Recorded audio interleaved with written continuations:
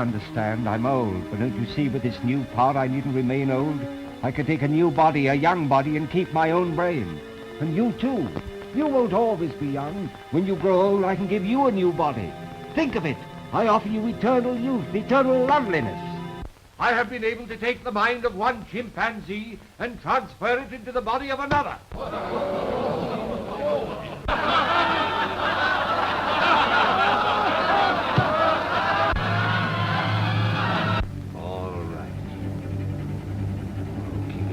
I'll use it for myself, and I'll use it for my own ends.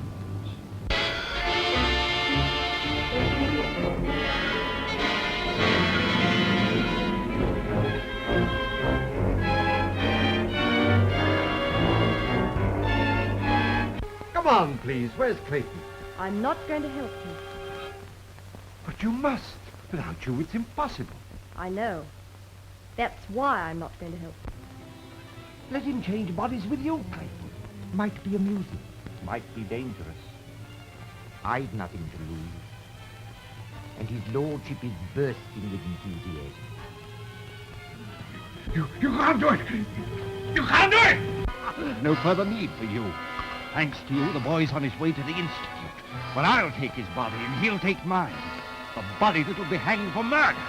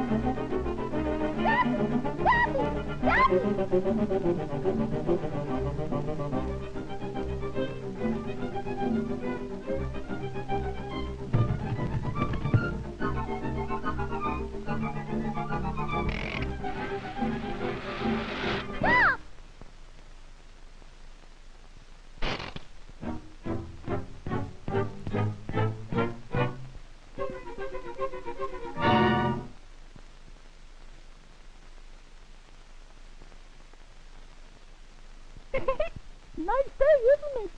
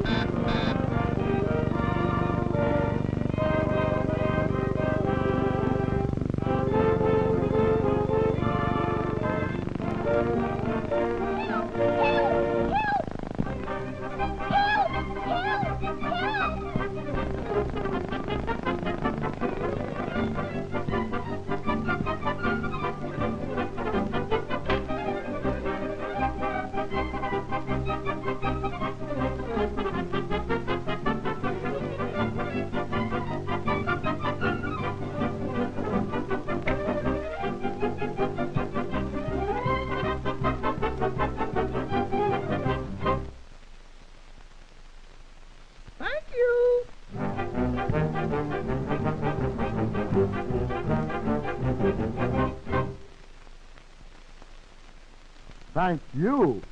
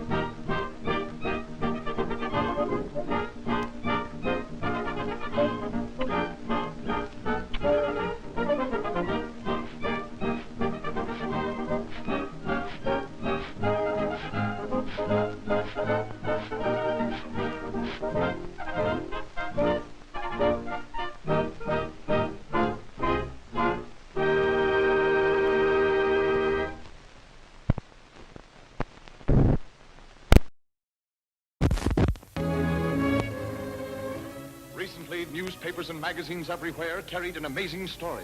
Reporters saw Dr. Manly Hall hypnotize actor Lugosi to give reality to a scene in Black Friday. Horror-struck, they witnessed the hypnotized actor's mortal agony as Lugosi actually experienced the terror of suffocating to death in a closet. Let me out, please! I'm suffocating!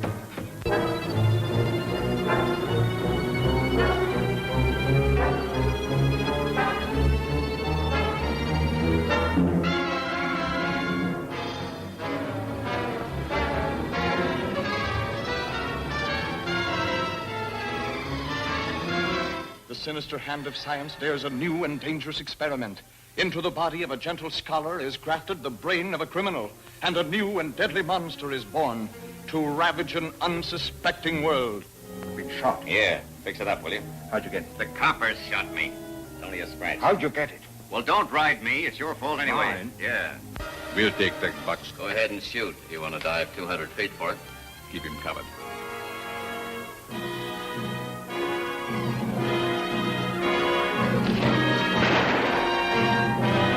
You're sneaking out on him. What do you Yes, mean? you do. Dad! Stop it. Rick!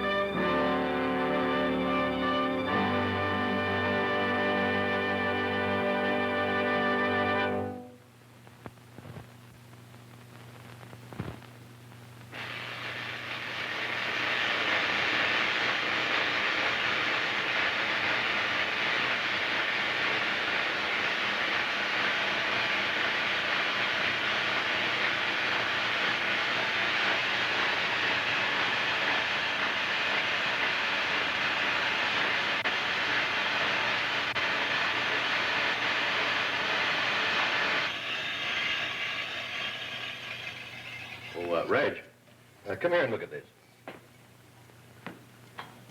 Why, it's functioning splendidly. That dog's heart hasn't missed a beat in 189 days. And just think what this will mean to humanity. If we can revive in the human anatomy hearts which have stopped functioning. And I'm certain we can. Oh, don't you think you'd better run along now? You haven't much time to dress for your brother's dinner. Aren't you coming with me? I'll be along shortly. I have a few things to attend to first. All right. Mr. Philip Bennett to see you, Dr. Clark. Oh, have him come in. Hello, Phil. Hello, Reg. Still puttering around with those artificial organs, huh? Why don't you save living ones instead of giving life to dead ones? Not half as fascinating. How are you, Philip? What brings you up here at this time? Well, I know how Dr. Clark feels about any sort of social function, so I thought I'd stop by and ensure the pleasure of his company this evening, by force if necessary. Well, that'll not be necessary. As a matter of fact, I was just about to leave with Reg. I wish I weren't so squeamish. I could be working here right now with the great Dr. Clark. What's wrong with being third vice president of Dad's bank? Oh, just a sinecure, that's all. I'd give anything to be doing the kind of work you're doing, experimenting with the unknown. Well, perhaps you should have finished your medical course. Who, him? You should have seen him the first time he walked into a dissecting room. He knocked 6 students over in his haste to get out. Can't stand the sight of blood. Does something to me inside. Just a softie. A rather commendable trait. Shall we go? All right. I'll drop you off at the apartment, give you a chance to change into your dinner clothes. Oh, I knew there was a catch to it.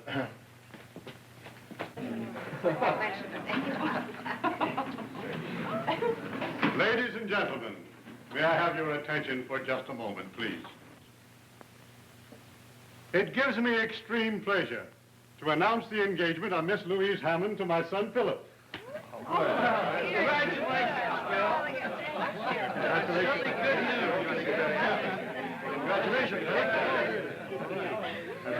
You're a lucky fellow, Philip. If Louise hadn't fallen for you, I might have stood a chance. Reggie's in love with you, you know. Fine situation, isn't it? My brother in love with my future wife. At least it'll ensure harmony in the family. Oh, that's a consoling thought. Oh, I'm sure you'll survive the blow without any severe damage. I'm wounded for life. I've already resigned myself to the life of a bachelor. They make a charming couple, don't you think, Professor Toller? Perfectly suited for one another. Right. Besides that, they're very much in love. I think that's rather important, too. But then, anyone could see that at a glance, especially a great psychoanalyst of your reputation. Well, I didn't think it necessary to mention the obvious. Forgive me, but I keep forgetting that you deal mainly in repressions. Have you encountered any new ones lately? You'd be amazed the number of persons who suffer from repressions without even being aware of them. You know, they're prone to blame their misfortunes and unhappiness on, anything from indigestion to the neighbor's piano playing, without realizing that's something that they innocently carry up here. And how do you manage to drag it out of them, Professor? Merely by permitting them to talk about themselves. Strictly between ourselves. Don't you think that a bicarbonate would be a quicker and much more effective cure? My dear doctor, you constantly belittle my profession without making any effort to understand what it's all about. I venture to say that even you could stand the services of a good psychoanalyst. I? Well, I have no repressions. Oh, but you do have delusions. Delusions? Yes. Aren't you, even at the present time, conducting experiments that you hope will someday be perfect enough to enable you to revive the dead heart of a human being, thereby reviving life? It's perfect enough for that right now. I've already brought dogs, rabbits, and cats back to life. They're running around my laboratory now just as spry as they ever were. Proves my point. Since when has man had the right to bring back life after it has been taken away by the Creator? You must realize that there's something more than mere physical being involved in this. My dear doctor, you do suffer from delusions. But beware, I warn you, work to ease the pain of the living, not to bring back the dead. You forget, Professor, that I am a doctor, and as such, I'm concerned purely with the physical. Oh, now, come, you two. This is a party, not a debate. Well, forgive me. I had no idea we had an audience. Will you play something for us, Louise? Yes, do, Louise.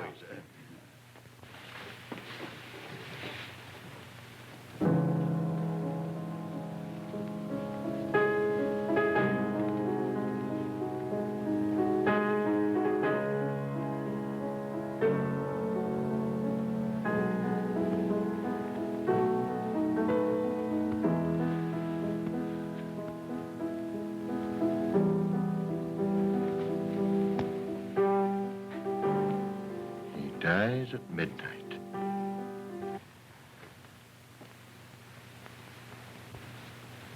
Who dies, Doctor? Huh? Oh, I'm sorry. I'm very sorry. I didn't mean to say anything. I was thinking about a chap by the name of Panino, Wolf Panino. He's going to be electrocuted at midnight. How dreadful. Panino. I've read a great deal about him. His criminal activities. He's an interesting case, isn't he, Doctor? A congenital killer. A man whose hands have accounted for a dozen known deaths, and heaven only knows how many more. Do you happen to know what drove him to a life of crime? Apparently some insane pathological urge to kill. He was born and raised in the slums. Even the members of his own gang lived in deadly fear of him, not knowing when he was going to turn on one of them. And he's to be executed tonight? At midnight. How do you know so much about him? I called on him secretly in his death cell 2 days ago. Well, I didn't know that. I didn't want anybody to know anything about it until I was ready. I wanted him to donate his body to medical science, to learn that if, after he had been pronounced dead, I could bring him back to life. He called me a screwball.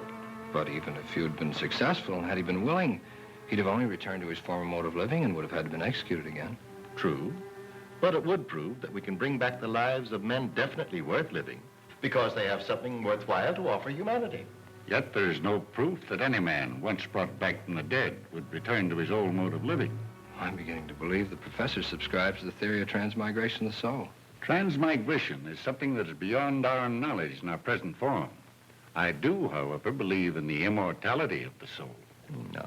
Professor, would you have me worry about the soul as well as the body? I must say, this is a cheerful discussion for our engagement party. Let's drop it and have some fun.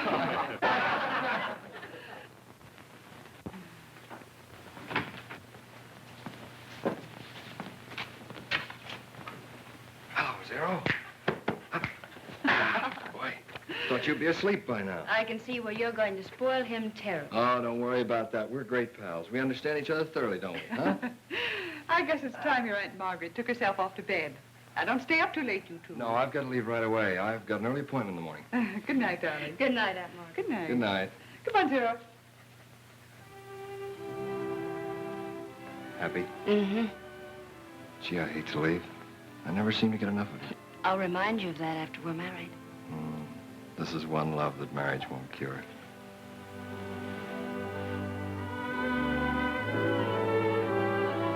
Good night, dear. Good night, darling. Good night. Good night.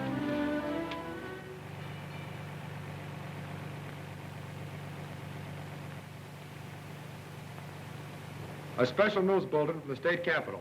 Governor Mason has refused the plea of Wolf Panino's attorneys for a last-minute reprieve, and the killer will be executed at midnight tonight. Well, it seems we're always the last ones to leave. Yes, I'm afraid we've outworn our welcome. Nonsense. You two are my dearest friends. You know, you're welcome here anytime. I don't know of anything more interesting than your constant discussions. Well, when you reach our age, you'll discover that life holds many insoluble problems, and that our discussions about them are merely a feeble means of searching for some solution. That's right.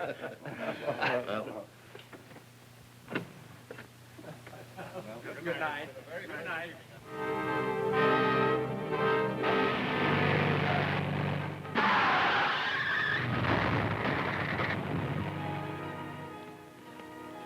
Why, it's Philip's car.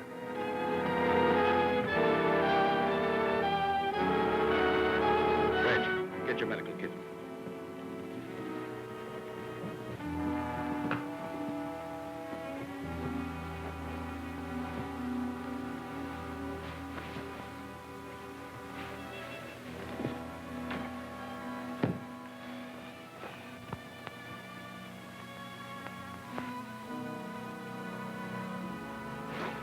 Here, Doctor.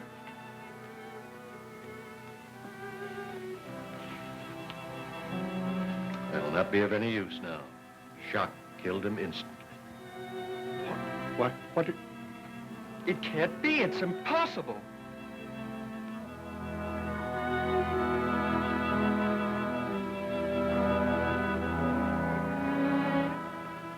Doctor, you said you could bring back life to dead hearts, make them beat again. I said I succeeded in doing so with animals. You said you could do it with human beings. I heard you. Tonight, you were certain you could revive Benino, a killer. Well, if you can revive a killer, why not Philip? A boy who has everything to live for. You said your ultimate desire was to restore the lives of those who are worthwhile. Well, here's someone worthwhile. Restore him. I can make the heart function again, only if none of the other vital organs have been injured. You said he died of shock. Yes.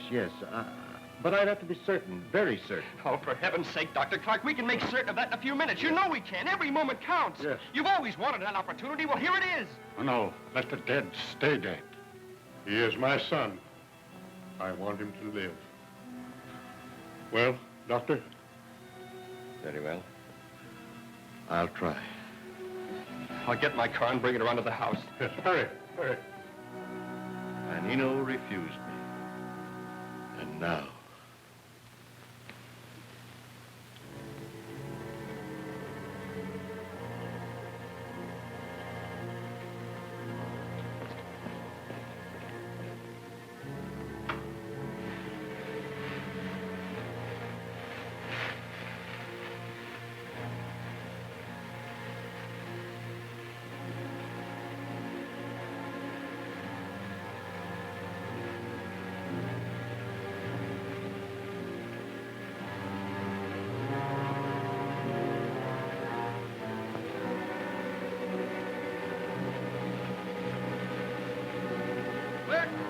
Read all about it. Benino going to chair at midnight. Killer to burn. Get your paper. Wexter, read all about it. Benino going to chair at midnight. Killer to burn.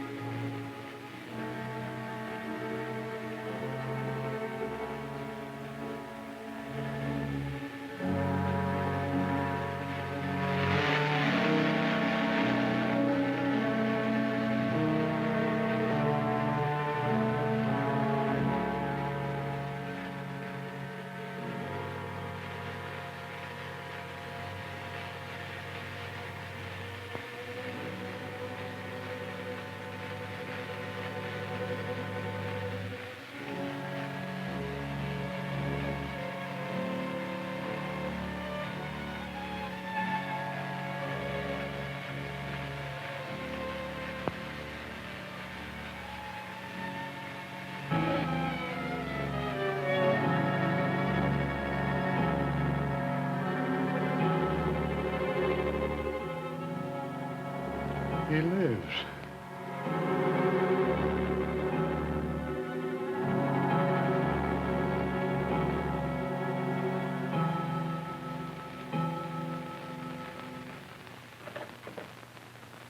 How do you do, Professor Toller? Is Mr. Bennett in? He's in the drawing room, sir. Oh, all right.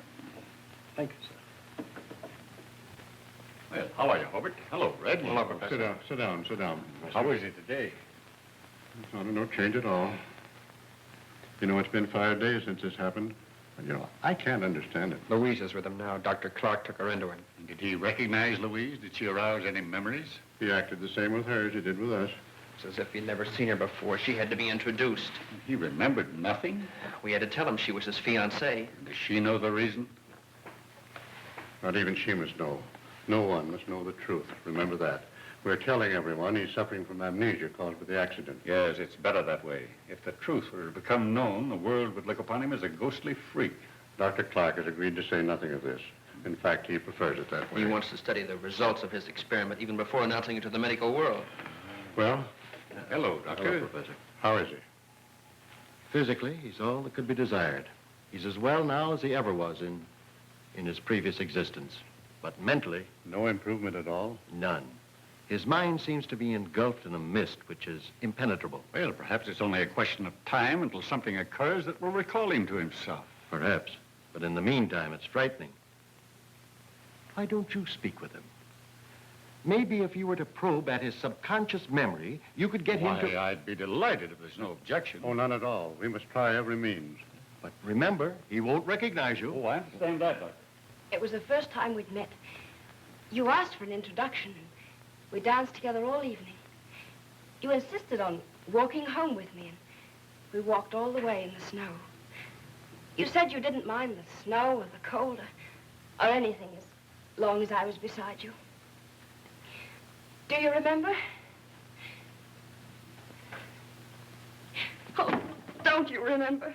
Don't you?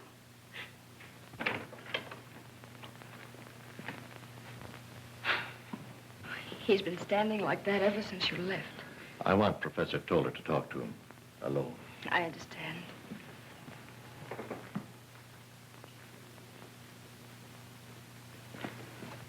Philip. Philip. Hello. This is Professor Toller. He's a friend of yours. Hello, Philip. I'll leave you two alone. Won't you sit down, Philip? I'd rather stand. In order that you may feel perfectly at ease, I want to assure you that outside of Dr. Clark, I've been closer to your family than anyone else. I've watched you grow from a boy of 10. Now, suppose you tell me what you've been thinking of since your accident.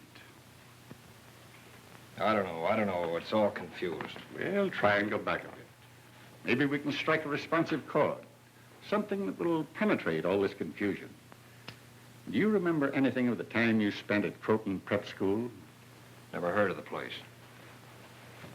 Do you recall anything of your years at the university? No, not a thing. Why are you looking out there? What are you looking at? What is it that attracts you? What do you think of when you look out there? What comes to your mind first? Questions. Questions, that's all I get. Do you remember this? Do you remember that? Well, I don't remember anything, and I don't care. Do you understand? Now get out of here and leave me alone. Go on, get out. I never heard him shout like that before. Well, he would always respond to Professor Toller. Why should you order him out? I can't understand it. I can't. The other's impossible. Well, I must put it out of my mind. What's impossible, Professor? What? Nothing. I was just thinking out loud. Do you think he'll recover soon? People do get over amnesia, don't they? Amnesia? Oh, yes, it is amnesia in a way. But don't worry, my dear. It's only a question of time.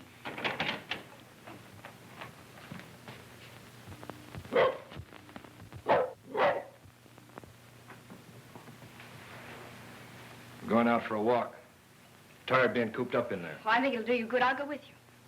I'll go alone if you don't mind. Oh, course. But you can't, you know, not after your memory and all that. Well, someone must go with you. No one must go with me, I insist. Oh, but Phil, for heaven's sake, leave me alone. If I want to go out by myself, I'll do so. What?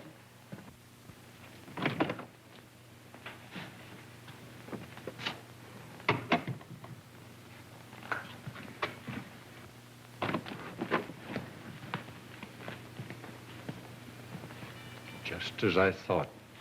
The same direction that he was looking out of the window. He's hailing a cab.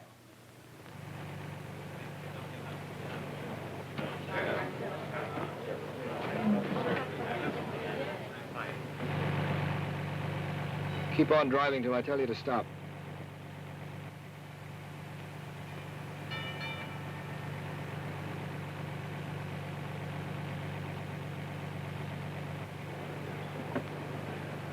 Pull up over here, driver.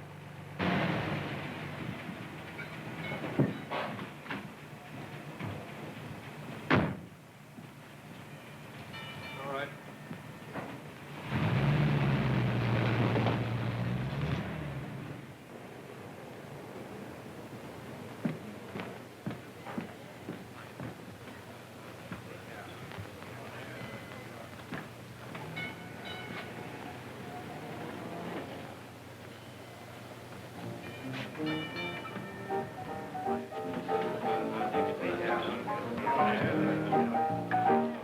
Hey, since when you been getting the carriage straight?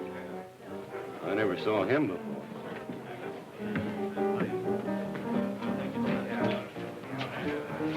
Do you want anything? Yeah, bourbon.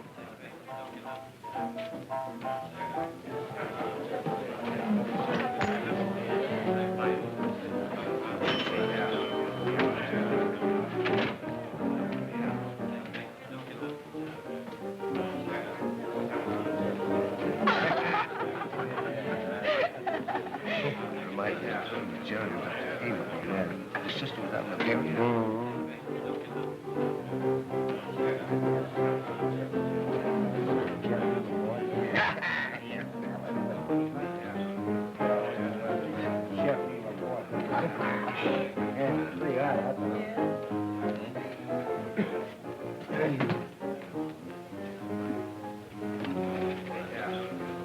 Hey, what's the big idea? Scram out of here.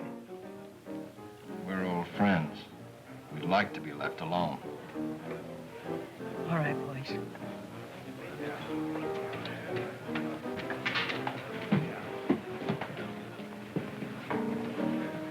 Why'd you stare at me like that?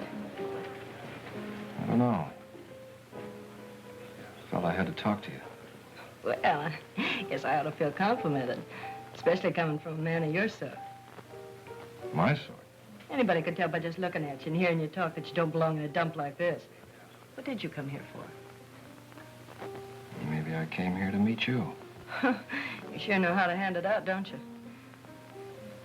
What's your name, anyway? My name's Philip Brown. You could have said Jones. Yes, I could have, but I happened to think of Brown first. Live around here? Yeah, just around the corner.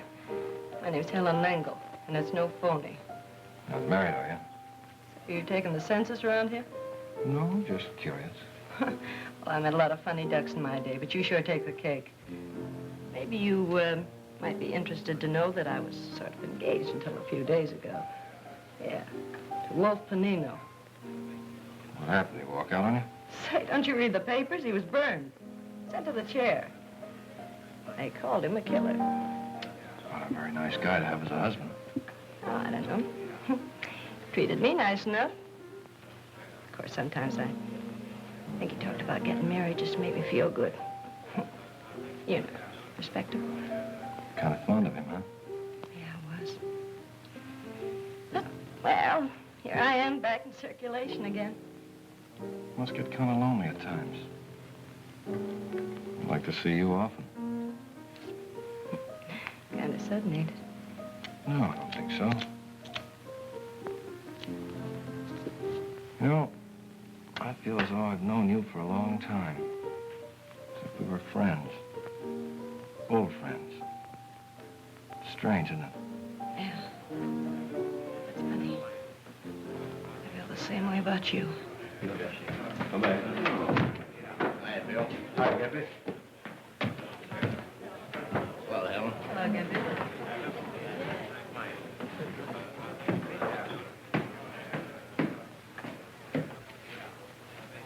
Where are you going? Up there? I wouldn't if I were you. Why not? That's where the Panino gang hangs out. Mitch Larson's running them now, and he don't like strangers to bust in on him. I don't think I'll have any trouble. You wait here till I get back. We're going out.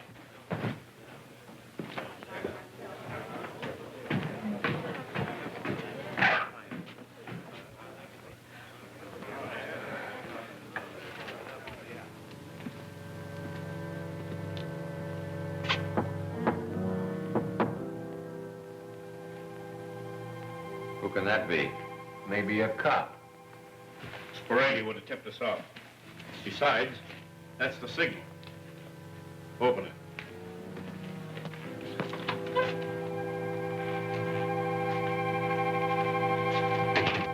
How'd you know the signal? Signal? Yeah. You knocked too long and too short. Did I? I wasn't aware of it. I just knocked. What do you want? I thought you might need some help. I came to join up with you. Come to join up with us, huh? Just like that. What do you think this is, Boys Town? How do we know you're not a dick? You don't, yet. What are you trying to pull off here? Go on. Get out. Beat it. Don't. Don't. Don't.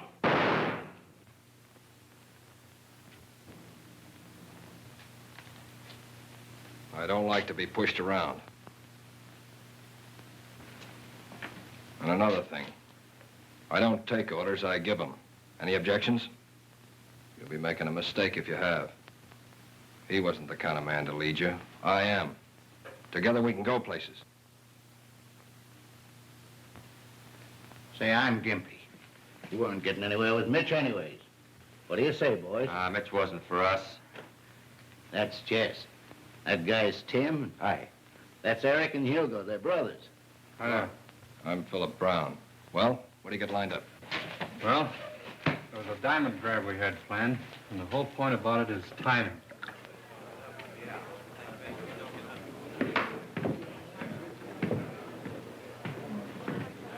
Well, what do you know about that?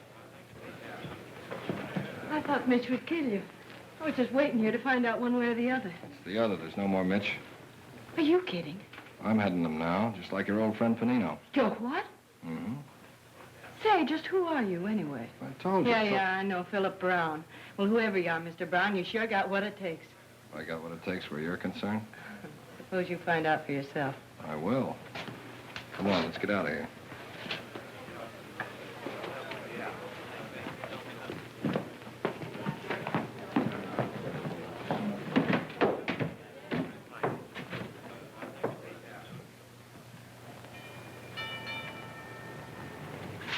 What did you stop for? Strange. I feel as if I'd been here before. Well, that is funny. I live in this house. Let's go in. Well, say, we going out first? Well, there's plenty of time for that right now. I'd like to see your place. Mind? You don't waste any time, do you? Well, all right. But don't forget, I'd like to go out.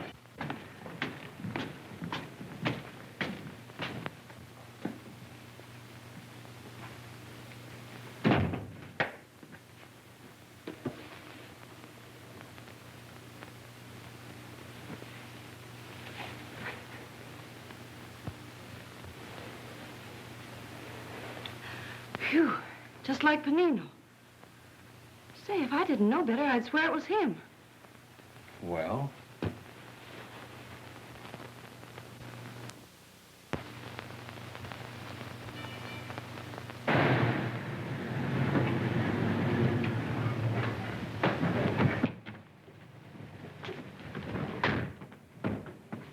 Sit there and keep it running. Sure it's up there? Yeah, he's been cutting that stone 3 months. Big enough to knock your eyes out. Well, we'll save him the job of finishing. Take that and anything else that's around, but don't stay too long. Once we get into the back and get that elevator switch working, it's a cinch. All right, I'll keep the building clear. If you hear the horn, duck.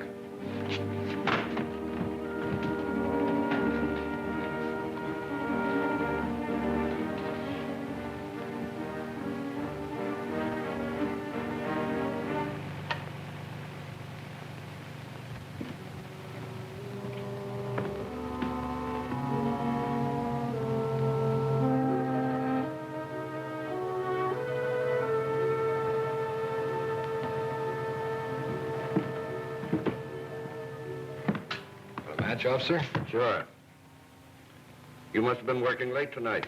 Yeah, just on my way home.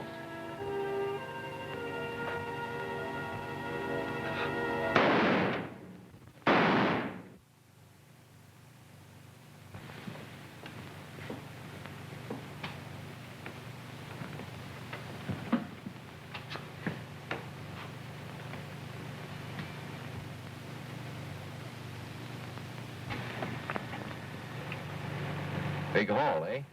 Yeah, bigger than you think. Split up my share, boys. Where do you live? I didn't mean to nose into your business. I just thought I'd drop you off.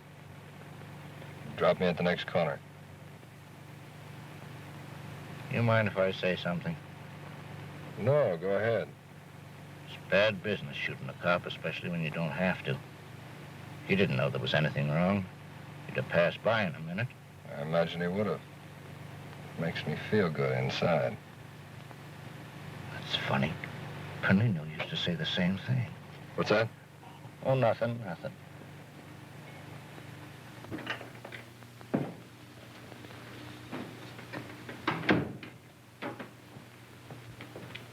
Philip! We've been waiting for you. Where have you been? Does it matter? Why, of course it matters, son. You know, you shouldn't be out so late. Alone? Not since your accident. Oh, Phil, can't you see we're concerned about you? We were almost going to send the police out to look for you. Where did you go? I wish you two would mind your own business. I'm fed up with having everybody cluck over me like a bunch of old hens. If I want to go out and stay out, I'll do so.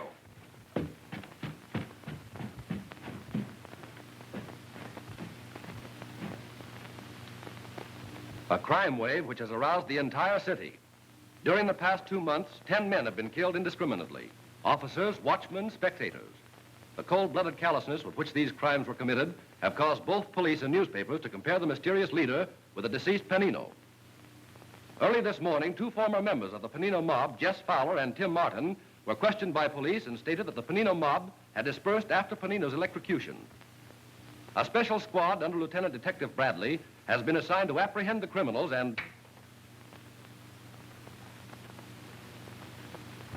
It's 2 months now. 2 months. And his conduct becomes more and more extraordinary. Sometimes I can scarcely believe he's my son. Is he still so brusque? That's putting it mildly, Doctor. I hate to admit this about Philip, but he's often downright offensive. He seems to have no consideration for any of us. I wonder what he does when he leaves the house. I wish I knew.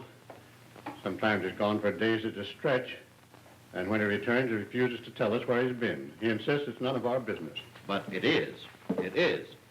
We may find in these mysterious disappearances some explanation for his unusual conduct. We must find out where he goes and what he does. Doctor, is there any earthly reason why Philip shouldn't recollect something of his past? I'm frank to admit that I'm completely mystified by it. Surely Professor Toller must have some idea of the cause of Philip's strange behavior. I've asked him repeatedly. Yes? Well, it may be only my imagination, but it seems to me that every time I question him, he seems to be ill at ease and refuses to give me his opinion. Why? Well, I've no idea. As I've said, it may be only my imagination. However, he was most anxious to hear all about Philip and made me promise to keep him informed about his conduct in the future. Hello there. Hello. Hello. How was the shopping tour? Wonderful. Terrible. Take my advice, Dr. Clark. Never go shopping with a woman. They ask your advice about one thing and then turn right around and buy something else. Where's Philip? In the library. Is there any change? No, dear. I'll go in and talk to him. I've been meaning to ask you this. It's about the plans for our marriage. You see, Philip doesn't remember anything about it, and Oh, but of course, if you think it would be best to be married as we had planned, why, Louise, tell me, do you still love him? Well, I think I do, only he's so different. He doesn't seem to be the same Philip I knew. Then I think we should wait until he's fully recovered. Yes, that would be advisable.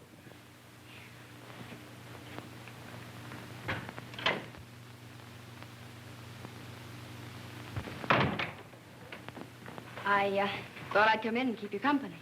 Nice of you. I wondered where you...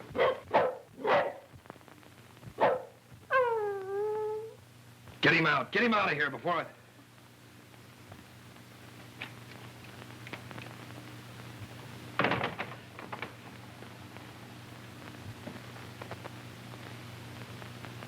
I'm sorry, but that dog, it bothers me. I didn't mean to explode. Oh, it rather startled me, too. Please, sit down.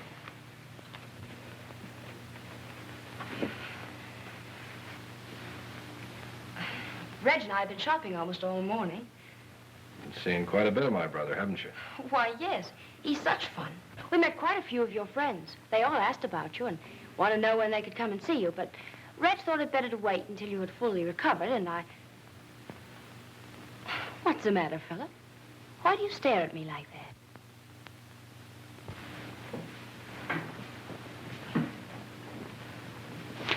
Philip, please. What's the matter? Well... You said we were engaged, that you were in love with me. Yes, but... Well, you afraid of me? Don't, Philip. Philip, please. Philip, let me go, please. Well, what is it? What happened? Nothing yet. Maybe that'll teach you to mind your own business. Philip, how could you? Oh, Reg. I tell you, that guy gives me the creeps. I'd give my right arm to know who he is. If you ever found out, it'd cost you more than that. He must have plenty of cash. Number one's takes his cut. You'd never figure a guy like that would have a hunk of ice where his heart ought to be. Funny thing, but every time he walks in that door, I think of Panino. That's why he gives me the creeps. He uses his rod like Panino did. Doesn't care how often it goes off or in what direction. Oh, well, what's the difference who he reminds us of? You got something there. A couple of more months like this, and I'm going to buy a farm somewhere and retire. Say, what's keeping you, though? He'll be up in a minute. He's downstairs with Helen. I don't know any more about him than you do. He just won't spill. You know, you'd think being as close to him as you are, you'd at least know who he was. He's the talking kind. Except when he makes love, and then he sticks to the subject. He's sure strong for you. Oh, I don't know. Sometimes I think so. And sometimes, you see, I don't give a rap about who he is. That's his business. The thing that burns me up is that he never takes me anyplace. I think he was afraid to be seen with me. Here he is now. Been waiting long? Oh, I don't mind. What else have I got to do? Boys upstairs? Yeah, I'll go up with you. No, you stay here and keep Helen company. I'll be down in a minute. Sure, sure. Look at the tourists coming in to see how the other half lives. They call this living. Be back in a minute. Looking for someone? Yes. My son, Philip Bennett. He just came in here. Who? Philip Bennett. He's very well dressed, a double-breasted blue suit and a dark hat. He came in just a couple of minutes ago. I think you must be mistaken. Nobody like that came in here. We're positive. We saw him enter. I said nobody like that came in here. You made a mistake. Your eyes must be playing you tricks. Now beat it. Where? Never mind.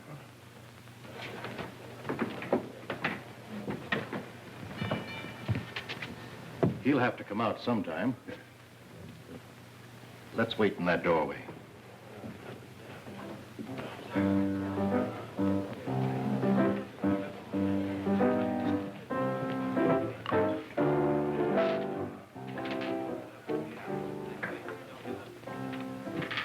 The mystery's over. Huh? Did you recognize that tall gent? He ain't exactly in my social circle. His picture's in the paper plenty. Hobart Bennett, President, City Security Bank. Big Chief Blue Blood. What's he doing here? Looking for his son. The son here? Yeah. You don't mean... Yeah. Wow. Are you going to tell him his father was here? Me? Do you think I'm crazy? I ain't sticking my neck out.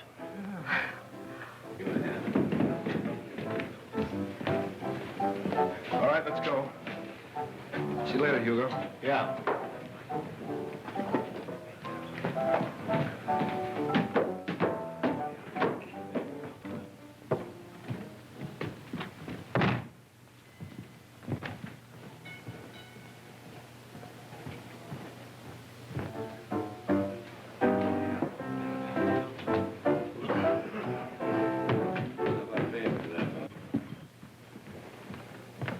Philip.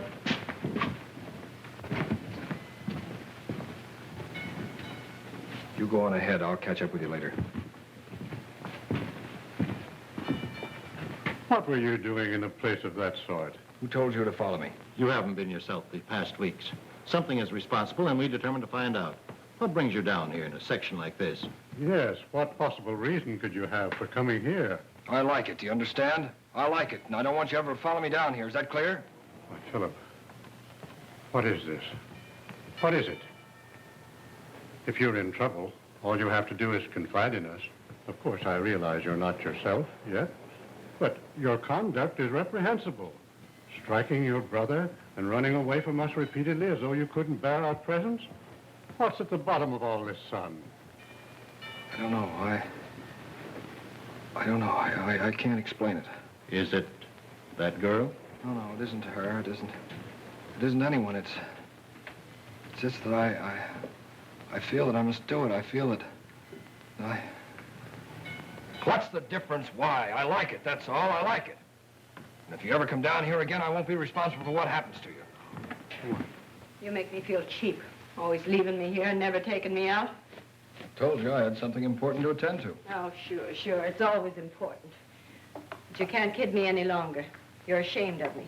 You're afraid some of your high and mighty friends might see us together. I don't know what you're talking about.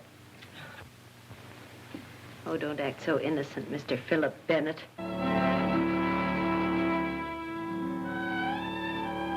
What name did you say? Philip Bennett, that's who you are. And one of those two men was your father. You needn't try to kid me any longer.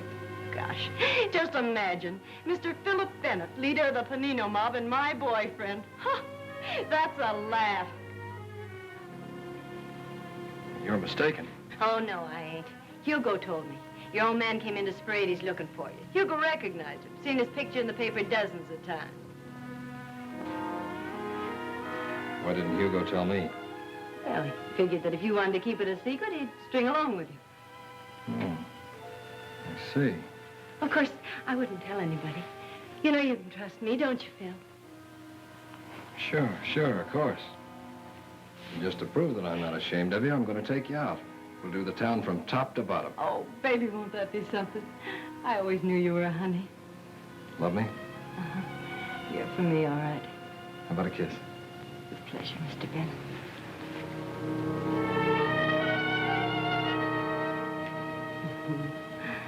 I really go for you, Phil. I really do. More than I ever went for anybody before. Phil, not so tight. Your hands. You're choking me. I know.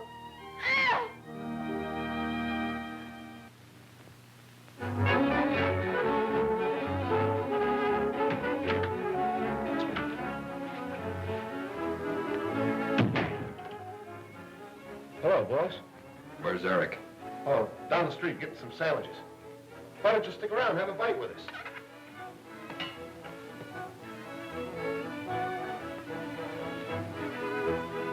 Anything on your mind?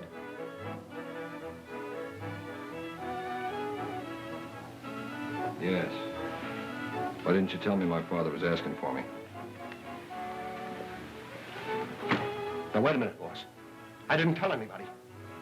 You told Helen? Yeah, but she was with me when he came in. I didn't tell nobody else. I swear by all that's holy I didn't. On my mother's grave, I swear it. Nobody will know, not even Eric. Don't, boss. Don't!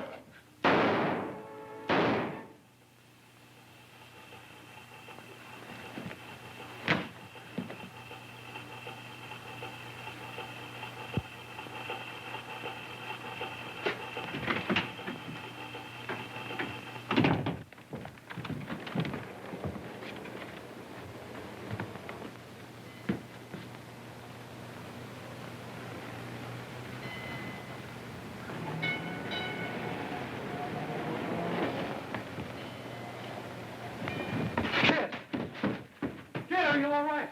Hugo!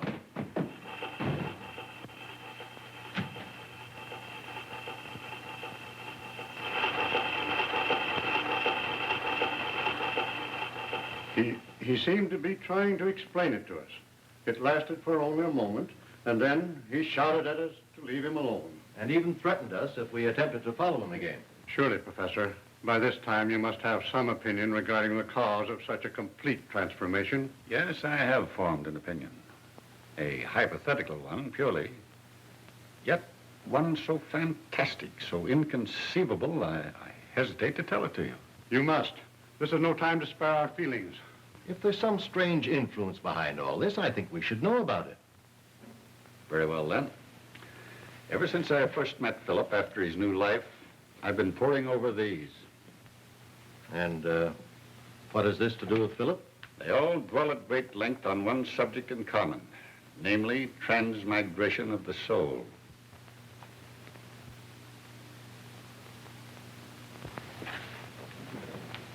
That's impossible. Doctor, do you remember the night of Philip's death that I told you, whereas it might be possible for you to revive the body, you would also have the soul to contend with, and you scoffed at me? I still don't believe it. This is incredible. How else do you explain the sudden change in Philip after he was given new life? Well, how do we know there is such a thing as a soul? My dear doctor, the existence of the soul is something upon which all religions, all philosophies thoroughly concur. They may not agree regarding transmigration or the manner of its immortality, but as to its actual existence, they leave no reflection for doubt. Oh, I can't believe it. If such a thing as transmigration of soul exists, then we three possess the souls of other persons, persons who lived before us. We do not possess the souls, but the souls possess us. That is, if we proceed along the theory of transmigration. But Philip was 27 years old. Surely he'd remember something about his past. You forget, Doctor, that while you revived the body, the soul escaped. And it is the soul that is the memory, not the body. What manner of soul possesses him now? Whose soul has he? That is something that it will probably never be in our power to determine.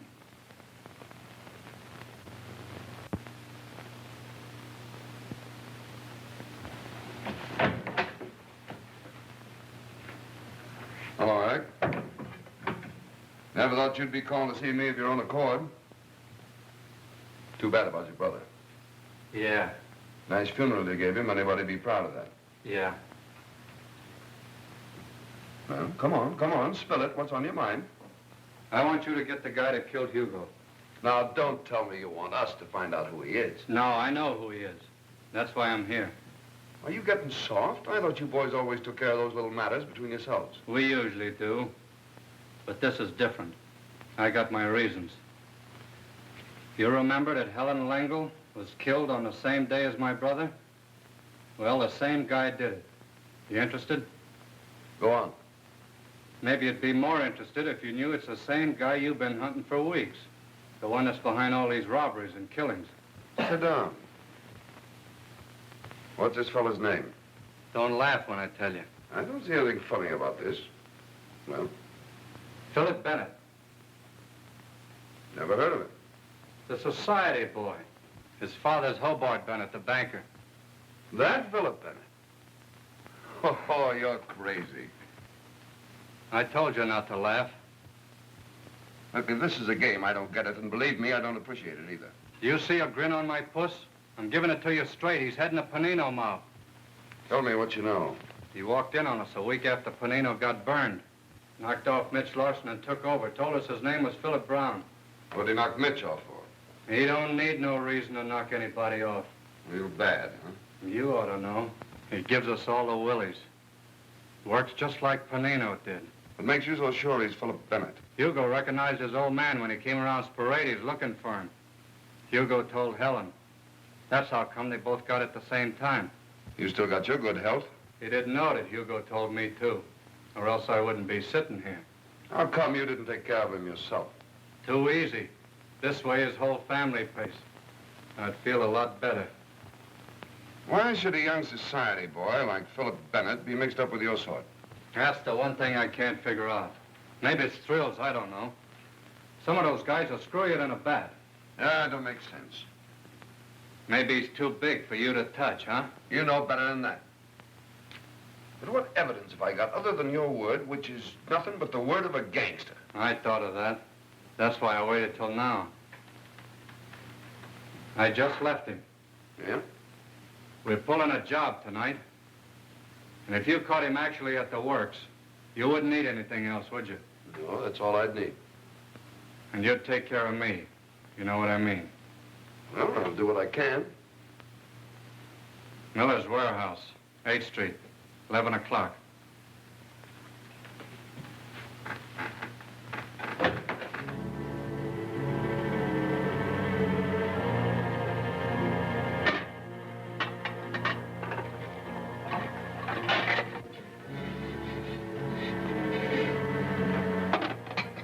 Poor sap that owns this joint's in for a surprise when he opens up. Hugo would have got a kick out of this job. Yeah, he sure would have. Come on, cut out the gab and start getting this stuff down to the car.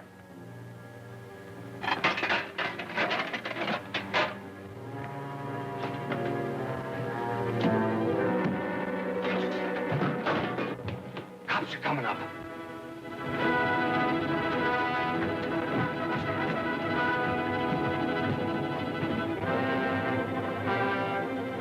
Come on out of there. You haven't got a chance. Pull that lock off.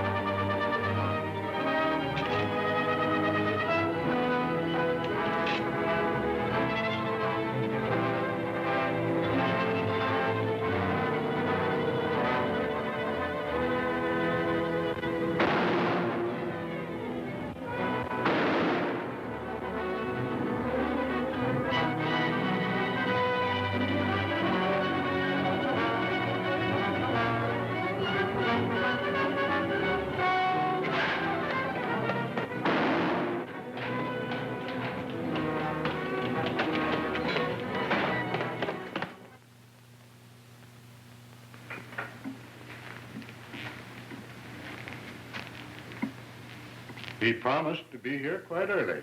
Perhaps he forgot. Perhaps. But I reminded him again this morning. Oh, I'm sure he'll be here. Well, here he is now. Happy birthday, Philip. Huh? Oh, thanks. We've all been waiting for you. I'm sorry I'm so late. Well, I'm glad you remembered, son. I was beginning to fear we might have to celebrate your birthday without you. I got here as fast as I could. Yeah, you're all out of breath. Congratulations, Philip. Yes. Mine also. Thanks. I'll be down in a minute. I want to clean up a bit. Go right ahead, but don't be too long. I've had my eye on that cake all night. He did remember. Well, I'm glad he got here.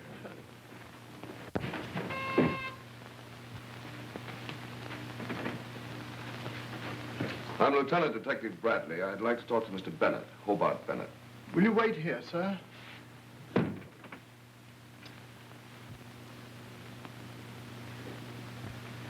I beg your pardon, sir, but there's a Lieutenant Bradley of the police to see you.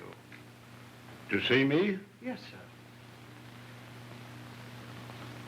Well, have him come in. Very good, sir. Will you go in, sir? Thank you. You want to see me? Yes, I hate to intrude like this. We trailed an escaped thief to this section. We're covering every house. Well, he couldn't be here unless he broke into the servants' quarters. Yeah, I'll take a look down there. You haven't happened to see anybody come in here during the past 15 minutes, have you? Why? No one. We've been sitting here all evening.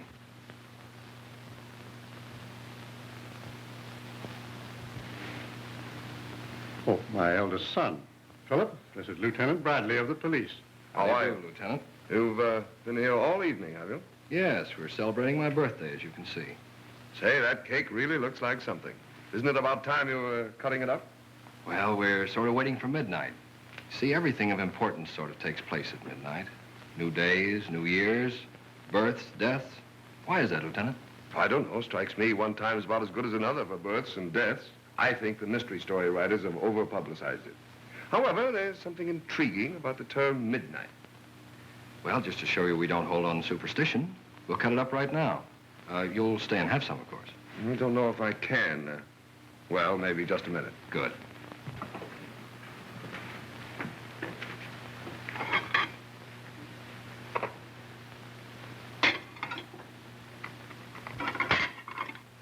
There we are, Lieutenant. Ah, thanks. Louise, will you do the honors for us, please? Of course. Won't you sit down? Thank you. Where was this robbery? A warehouse on 8th Street. We got them all except the ringleader. Do you know who he is? Mm-hmm. One of the gang tipped me off beforehand. Strange. He was shot, too. We couldn't tell them apart in the dark. Do you expect to get this ringleader? Oh, sure. Say, I wish my wife could make a cake like this. Yeah, we'll get him all right. No rush. What sort of fellow is he? Desperate, very desperate.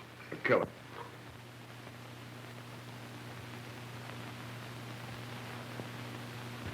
Yeah, I've got to watch my diet. I can't eat this. Yes, this fellow's a real killer, all right. The funny thing about it is, he works just like Wolf Panino. And he's running the Panino mob. Odd, isn't it? Did you say Panino? Yes, you remember him, don't you? He went to the chair about 2 months ago. Doctor, that same night. What's the matter? Something wrong?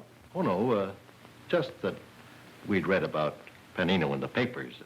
They had nothing on this new fellow. Oh, now that I think of it, he has the same first name that you have, Philip. Philip Brown. Probably not his right name. Probably a phony. Maybe you remember reading about that boy and girl that were killed down the east side last week. They found out his real name, so he killed them. Some relative innocently went down to the place, and that's what gave it away. Where was this place?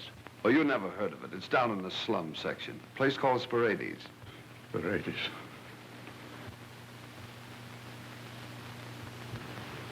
Oh, I'm sorry. Maybe you can't stomach this sort of talk. You folks seldom see this kind of thing. Although once in a while you find a person with plenty of money, plenty of family background, and for some insane reason he decides to become a criminal. I never could understand it myself.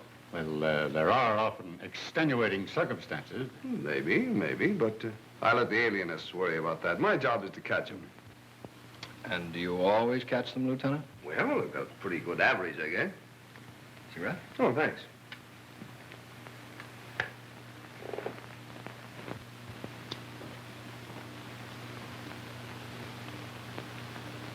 You, something stuck on your shoe. Oh, so there is. If I'd known that, I'd have changed them. Must be some mud. It looks like tar.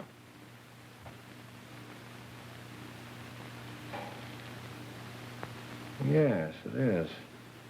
Guess I got it on the pavement. Or on the roof. Roofs are covered with tar. I used to play on them every day when I was a kid, cops and robbers, and I always played the robber. Now I make a living playing a cop. Shows you can't ever tell how a kid will wind up. Well, so I better be going. Strange, you didn't see anybody come in here. Oh, we picked up the cab driver who drove the fellow we're looking for away from the robbery. He says he let him off down the street and saw him run in here. Mind if I bring him in to take a look around? Oh, he couldn't be here. Well, then there won't be any harm done, will there? It's just one of those routine things. Won't take a minute. I'll bring him in. Just a moment, Lieutenant.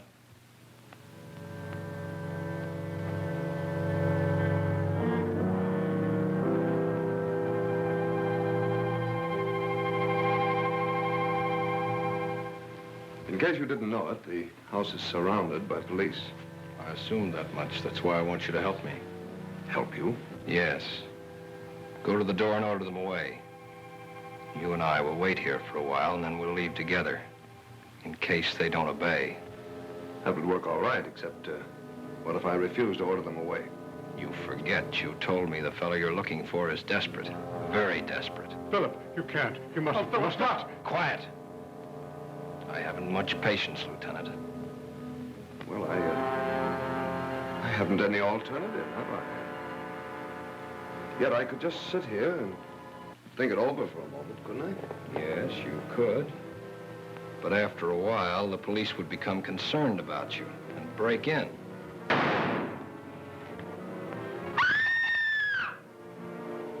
We're all going out of here together. Go ahead and walk ahead of me. You don't know what you're doing. You can't do this. You can't. I'll go with you alone, but not them, not Dad. We're going out of here together.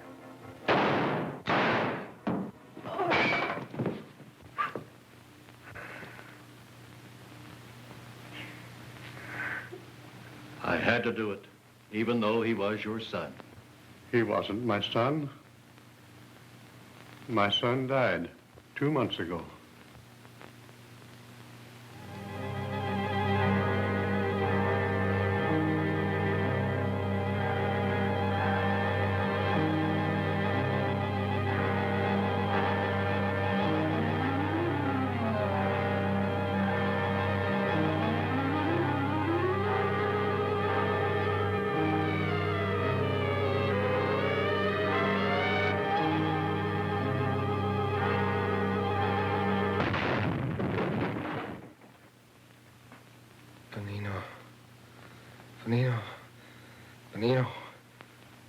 Benino.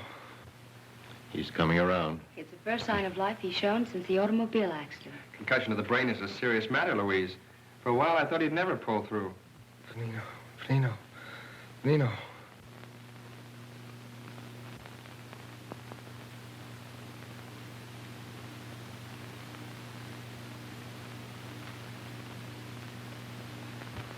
Thank heaven he's coming out of his coma at last. Now, don't try to move. Where? What? You've been in a coma for 4 days, ever since your accident. Darling, I'm so glad you're better. So glad. You'll never know how glad I am. A nightmare, a horrible nightmare. What is it, darling? Nothing at all.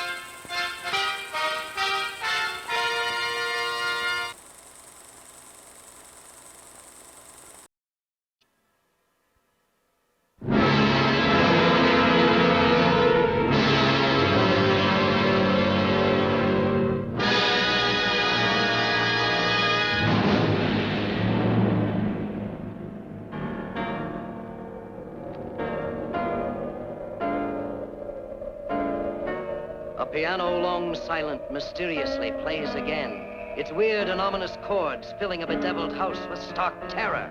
A concerto of death, macabre music of a dead man, played by a hand that returned from the grave to wreak vengeance on his betrayers, marking each for murder as it strikes with inhuman power. A horrifying monster that takes its evil commands from beyond, that cannot return to the tomb till it completes its mission of destruction. Hillary, listen, listen. Can you hear it? The piano. It's the hand playing. It's the hand. You were right all the time. It was Ingram's hand that committed murder. I found fingerprints of identical pattern in the library, in the hall. Even on the window pane in your room, Signorina. You mean the same hand? I heard what they said in the garden. I couldn't help but hear. It's a lie. You're lying. I'm not a liar. But you are a coward. You don't want to hear the truth. Let's get away from here, Bruce. We're not under arrest. What can they do if we just disappear?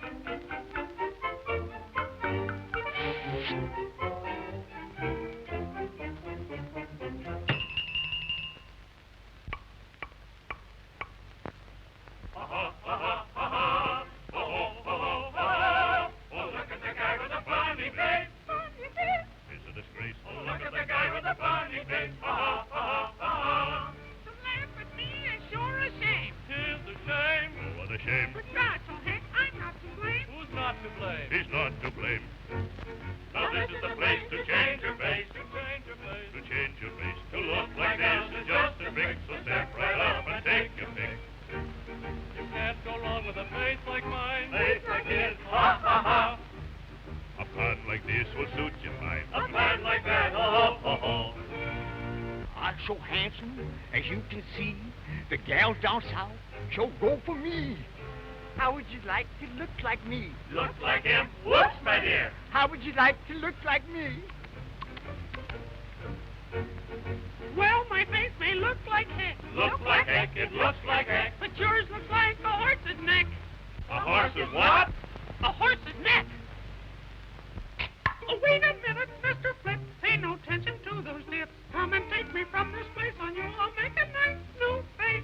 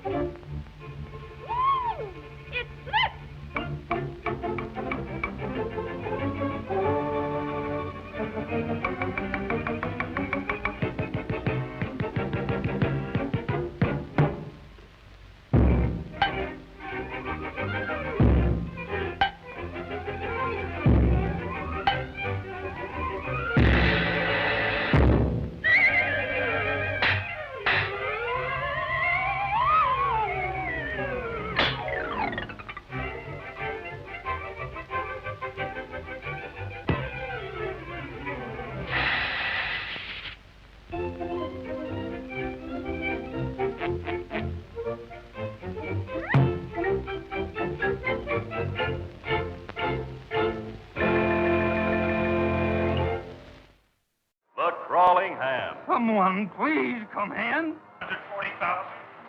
Push the red. God, Steve, help me. Help me.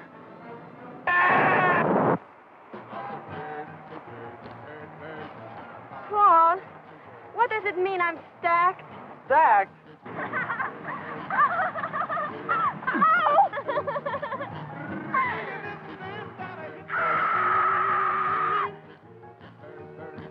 You'll experience a new dimension in motion picture thrills when you see The Crawling Hand.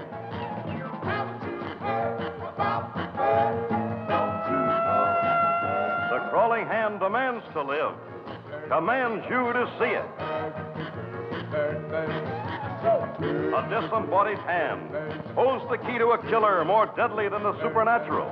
Come on, down here in the middle of me.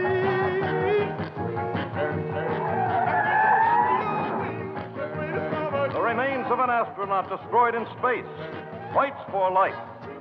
A requiem for an astronaut. He's a killer. If he doesn't come over here quietly and put that bottle down, I'll have to shoot him. But he's just a kid.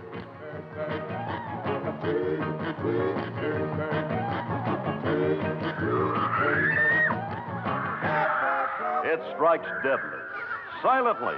It will not relent. The crawling hand must destroy in order to exist. It will strike you deadly. The crawling hand.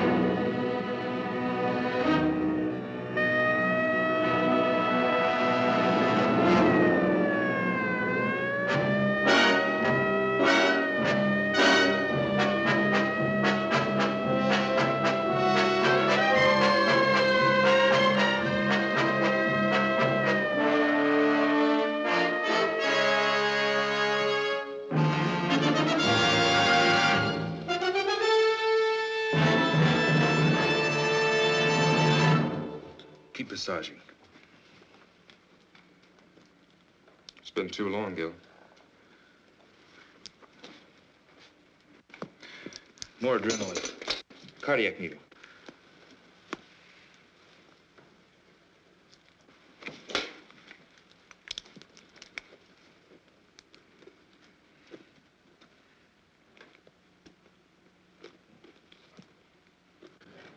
Go ahead, Gil, if you need the practice.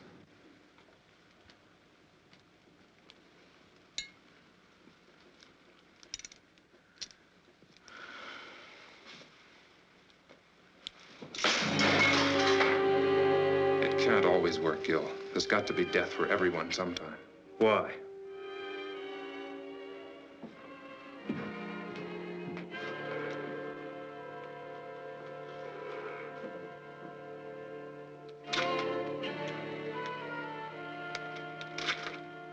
I've been watching you for over 3 hours. That's a long time to take when you die. It took 9 months on the other end. As one dedicated man to another, there are a few questions I want to ask you. That's right, local office of bullets and bodies. What can you tell me? Only that a few ounces of lead just destroyed 3,000 years of medical research. Please, Doctor, I saw your little outburst of perfectionism in there, and I'm sure you have several million words on the ideals and objectives of medical science, but all I'd like to know is what happened so I can start an accurate report. Body will be in the morgue tomorrow. Why bother me? I find it valuable to get as many details as possible before minds have become colored by the calmness and disinterest born of time. It's the kind of attitude that's raised me to lieutenant, made my wife and children very proud of me. There's nothing I can contribute to your next promotion.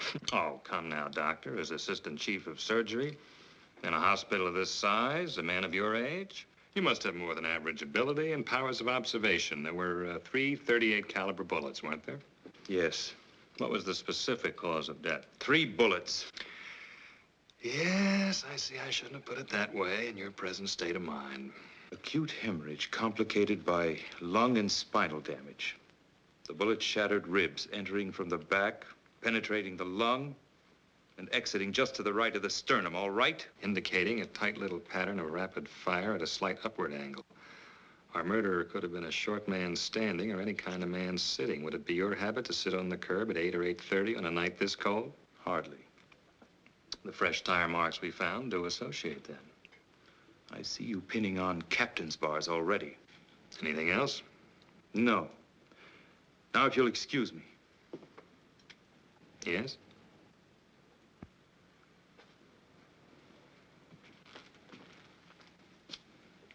Unusual considering the extent of damage. But while we were getting ready for surgery, Ken told me they almost had to pry his hands from the lamppost. While I was operating, I noticed them too. Powerful hands, yet sensitive at the same time. They never relaxed, even while he was still alive and unconscious. Now, that's the type of thing I might never have realized. Could tell us a great deal about him. Hands. Amazing things when you think about it. A genius device of flesh and bone that can paint a beautiful picture, control a scalpel, press a trigger. And perhaps the delicately lined pictures on the tips of those hands themselves may tell me all I want to know.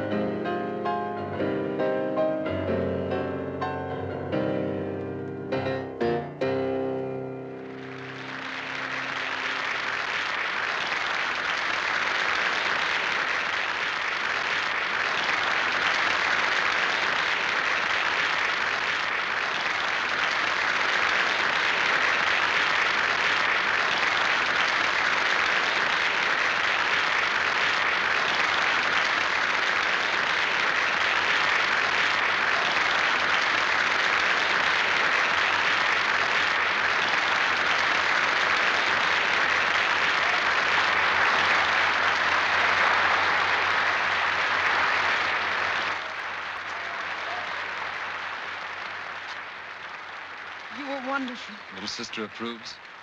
Congratulations. I wasn't sure. During that last encore, 15 years of work, practice, and hope came into complete focus. I know that tonight's the beginning. There's nothing can't be done now. Well, I wouldn't exactly call you an amateur during these last 6 years. But any minute now, the thundering herd is coming through that door to lift you on their shoulders. I still have to get some details straight with you about the New York concert and recordings before I make that 12:30 play. Just a few minutes, George, to let my ego feed off the crowd. Dean, I want you to go ahead to the party with the others. I'll join you as soon as George and I are through.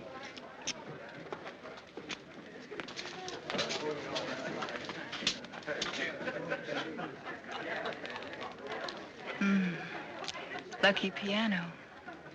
Lucky me. I'm jealous of you both, you know.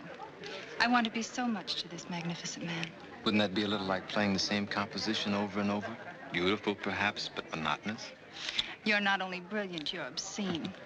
I'll forgive you only if you promise to keep me very close to you all of this exciting night. I want you to go ahead to the party with Dean and the others. George and I have business first. Oh, you're hard to love sometimes.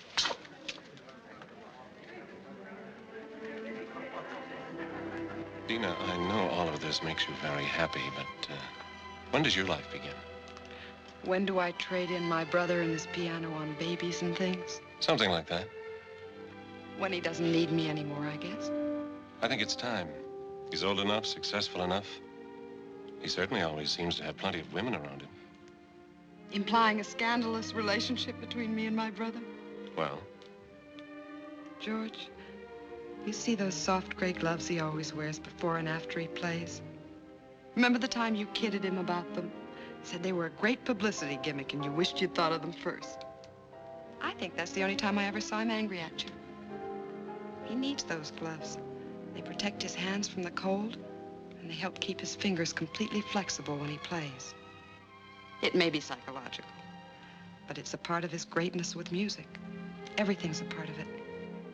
You're his gray gloves of the business world, And you're his gray gloves against loneliness. for the time being. A great many women love the dramatic concept of Vernon Paris at a Saturday night concert and the parties that go after.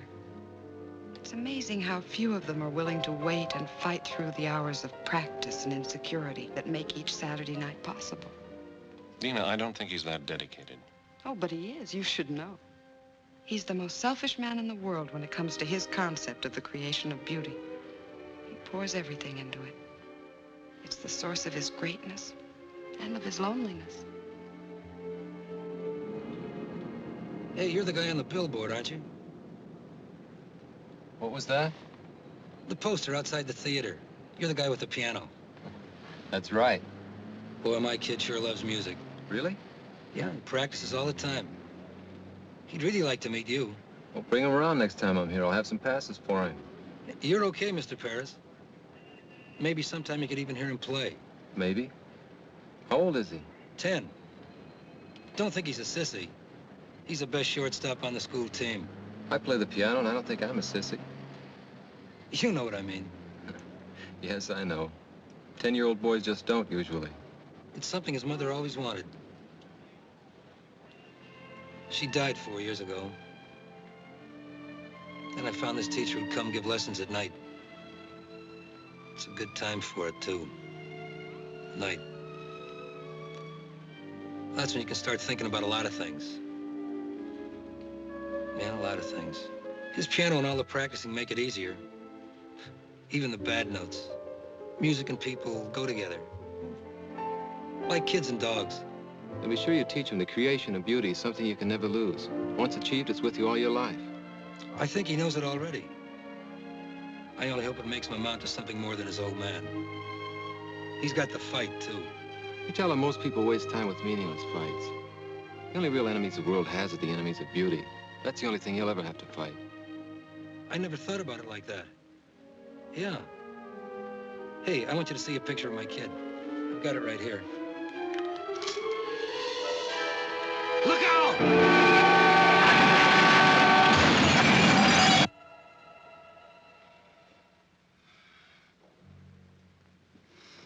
I don't see any other way. Get him ready. What are you going to do? You're not supposed to be in here. Regulations be damned. What are you going to do? All right, Mr. Britton. You have a right to know. I'm going to amputate what's left of his hands. You're mad. This man is Vernon Paris. You can't cut off his hands. He no longer has anything left that resembles hands. You're wrong. You've got to be wrong. I was at the accident. I saw them. They were cut, bleeding, bent, yes, but my God, they were still hands. You're overlooking a basic fact. His gloves were on. Cut, torn, blood-stained, but still with a semblance of shape. That's what you saw. Gloves.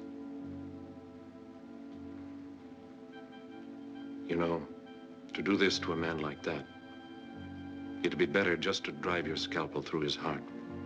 Simpler for you, the same result for him. Without his hands, Vernon Paris would be dead. Tell me, Doctor, what would your reaction be if suddenly you were to find yourself without either one of these? Yes.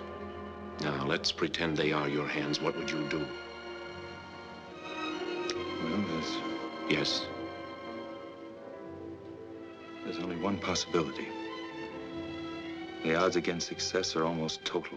Almost, as opposed to something that's already definite.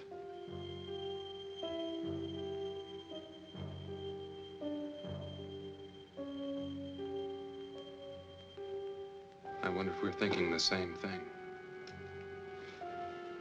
Couldn't be anything else under the circumstances, could it? You've got to get permission first. There's no time. Perhaps it was lucky for all of us that you were just behind him in the crash. We're going to try something radical. I don't know if you're going to like it. It doesn't matter as long as you save his hands. Nothing will save him, but he'll have hands. Mechanical hands are of no use to this man. Don't you understand that? Perfectly. I said hands. Some years ago, people would have called you crazy if you told them that you could take part of one human eye and place it in another. Yet today, a corneal transplant is a standard operation. It gives renewed sight. Yes, I know, but hands are different. A different part of the same human body. Surgical scientists in every country all over the world are dedicated to the future truth that human life one day might be extended indefinitely by the replacement of defective or worn-out parts. Right now, such a principle is the only one that will save the musical talent of your friend. But muscles, nerves, how do you know them? I've already told you we don't know. Now, do we go ahead or not?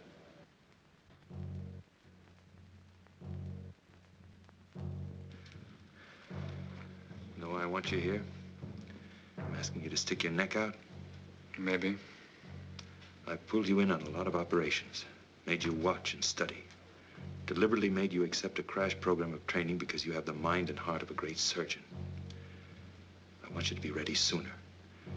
You'll have even more time to save lives and make others better. I'm grateful, Gil. Don't be grateful, be good. Pay closer attention tonight than ever. You have 5 years on both Russ and me. In your lifetime, this type of an impossible in surgery may become a reality.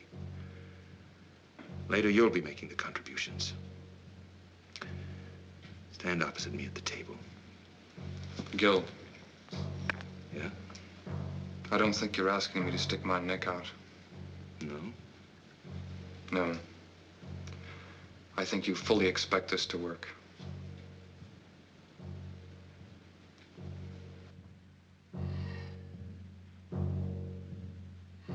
Keep him as close to the surface as possible. I want maximum response in the muscles and nerves. And now.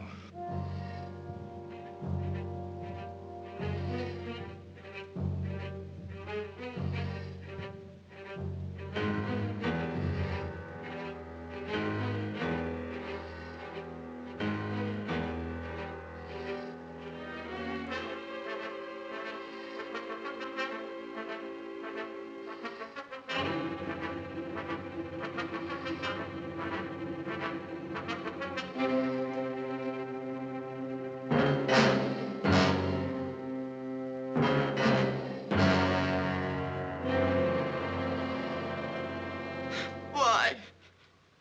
My God, why? What right have they got to do a thing like that? Not to Vernon, not his hand. Dina, you've got to understand. I understand you're trying to make me believe a nightmare.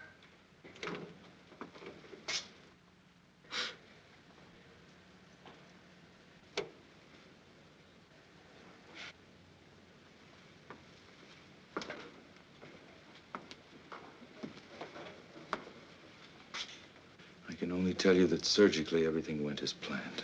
Surgically, everything went as planned. Dina Paris, Dr. Harding. I'm sorry we have to meet under these circumstances. I'm sorry we have to meet at all. I know how you must feel about his loss. You pretend to understand what a pair of hands means to a man like my brother. I think a surgeon is aware of the importance of the human hand in all its aspects. Well, perhaps there's one you've overlooked. You think you understand the human hand? I'll teach you more than you ever thought you knew about. You're not a doctor. You're a monster. A selfish, crazy monster. I must be having a nightmare. I know I'll wake up. I've got to. I've transplanted other hands, yes. Done in order to save his talent, not destroy it. What I cut from the ends of his arms no longer resembled hands. It's a lie. It's got to be a lie. You needed some kind of a guinea pig for your insane experiments. Miss Paris, what we did in that operating room just now could end all our careers. If you want vengeance, you can have it very easily because we didn't get your approval. But if you choose that vengeance, you may set off a chain of emotional reaction in your brother that'll guarantee failure. Guarantee that he'll never have hands. You cannot turn my brother into some kind of a freak two-headed dog just for the sake of science. There's something you have to see. You can't do that. I don't think she'll understand any other way.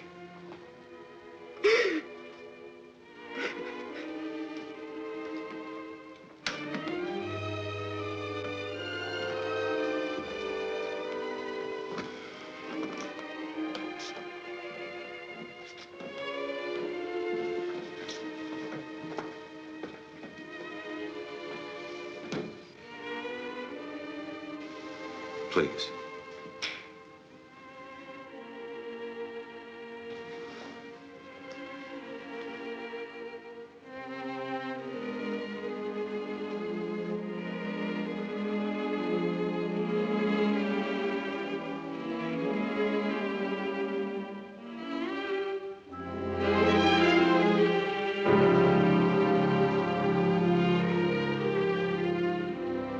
I saw them before the operation.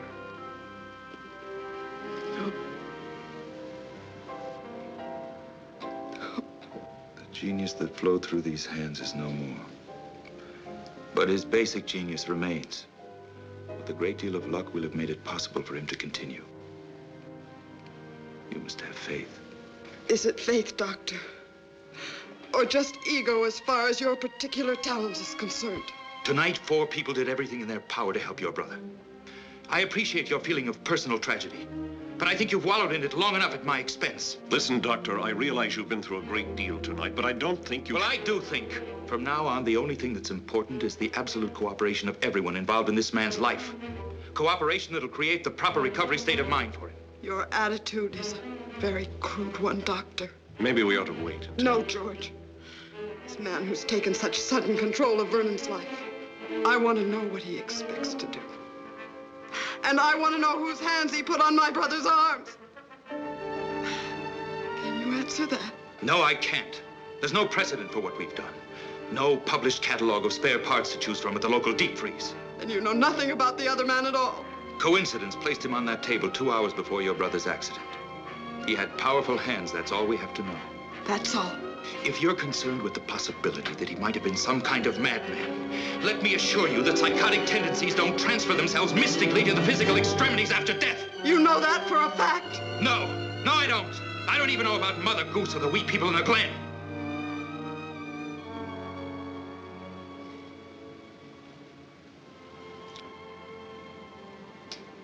You're right.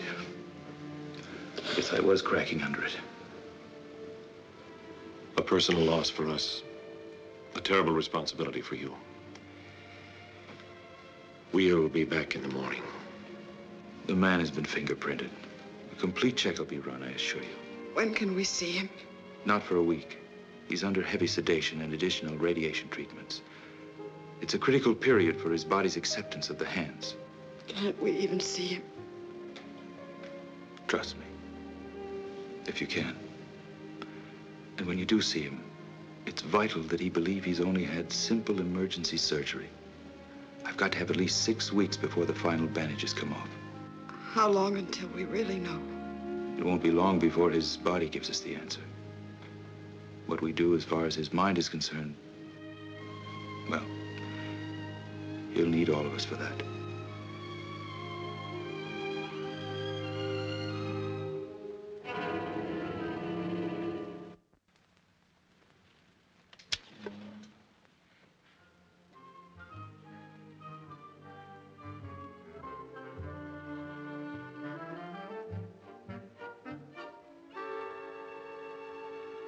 You know, Doctor, I'm one of those people who believes that our department renders a definite service to the safety and welfare of the community, just as you do. Now, I'm sure you observe certain regulations that make your work more orderly, more effective. Am I at all correct?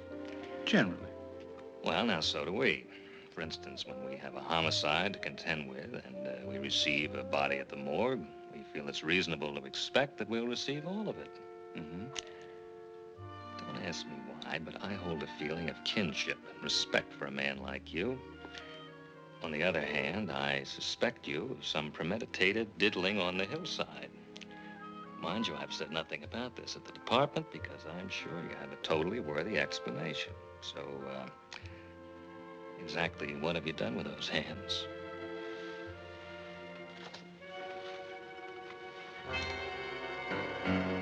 It's nice to know you're sympathetic to my needs, but you know this isn't enough. What if I told you it had to be enough? For now. Doctor, when I was in college, one of my best friends was a medical student, so one night he stole into the laboratory and removed part of a cadaver, which he then utilized to produce a therapeutic effect on a timorous young lady at a beer party. Surely you've progressed beyond this. Inspector, let's pretend it's the past. Say 2 months prior to the time this technique of identification was established. Suppose you came to me and you said that you were on the verge of a discovery that would greatly advance your profession and mankind as a result. Yet for definite reasons, you needed those last 2 months in order to prove it. Would you expect me to block you or to interfere? Very good analogy. I'm sorry you thought of it. Well? It's fortunate for you that I seem to sense a certain quality of honesty and greatness. Otherwise, I'd pull you in right now. Will you go along with me for that long? With the promise you'll be given the complete story the second it's possible? You have enough on this chart for a full preliminary check. You know, you're complicating things for me at the department. I suppose I can create an acceptable story. I suppose I'm as idealistic as you in many ways. I'm sure my wife and children would support me in that up to a point. For everyone's sake. Let's hope we don't pass that point.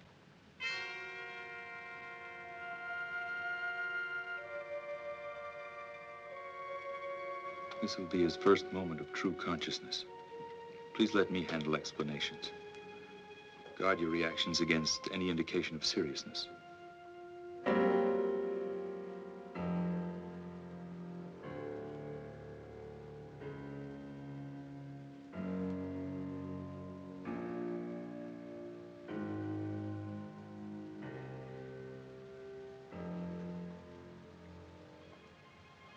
Mr. Paris, you have visitors.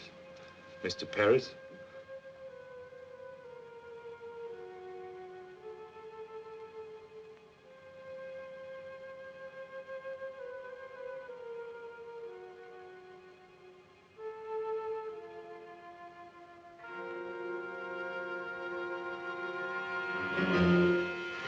My hands.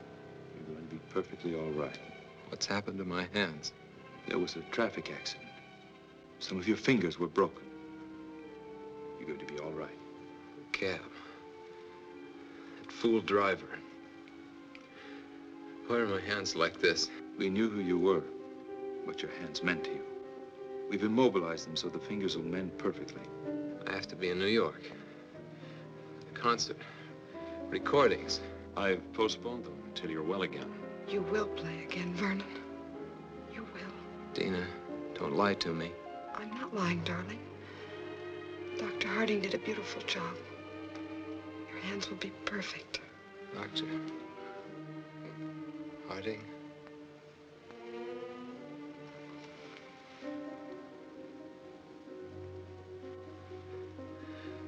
Perfect, Dr. Harding, in your terms or in mine? In yours. In just a few weeks, you'll have full flexibility again, full timing. Why did it have to happen to my hands? You're lucky it was only this. Glass was shattered from every window of the cab. You can see to play, and you will play. All you need is that belief and some patience.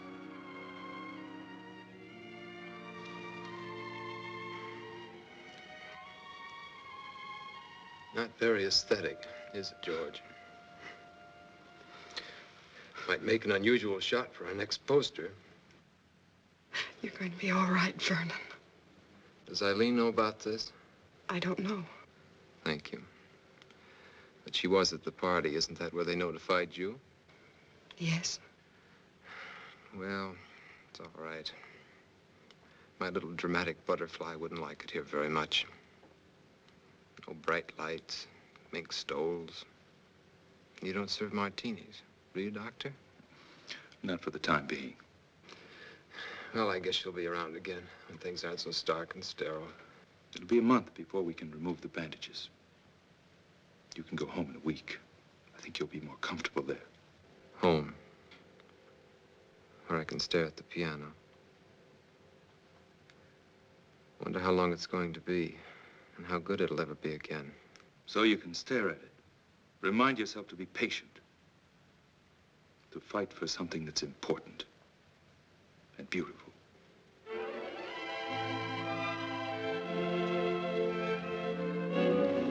Look at that. Perfect fusion on both. You've done it, Gil. Not yet. All we know is that his body's accepted the hands. We don't know how they're going to function. But nobody's even gotten this far before. You realize what that means? It only means we've taken a step, Ken. That's not enough. Not enough. Gil, even if the rest fails, if the nerve and muscle connections don't work... It must work. But you can't hope for too much. Why not? It's the only way we have the courage to take the next step. And the next. Well, when will we know? That's why I've called you in here. I've waited longer than I planned, to be sure. Now, I'm going over to remove the bandages and make the first reflex test. I want you all there because you helped make it possible. Also, I think you'll need all the moral support we can give him. This may not be pleasant, so if any of you don't want to come, say so. Russ? Kenny?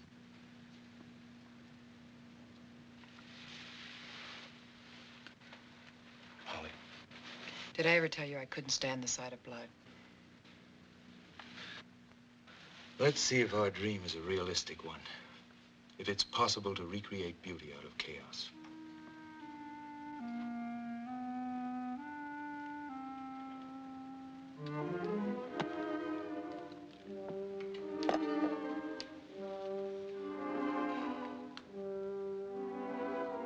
Dina, push the lamp back a little. We don't need that much.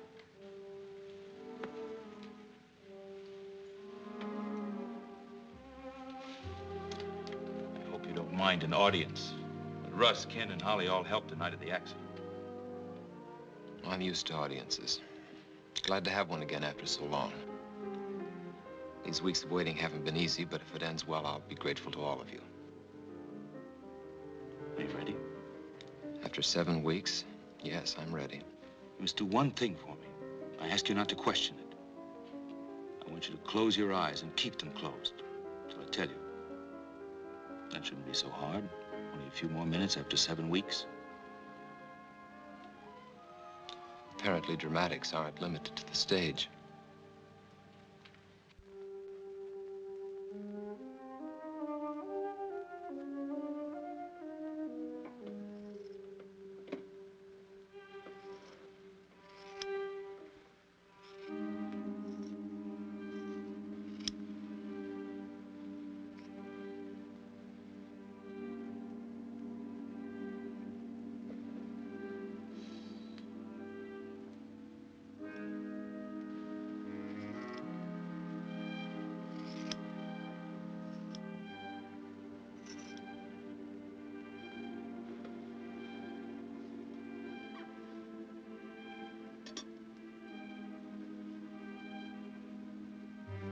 Hands flat on the table.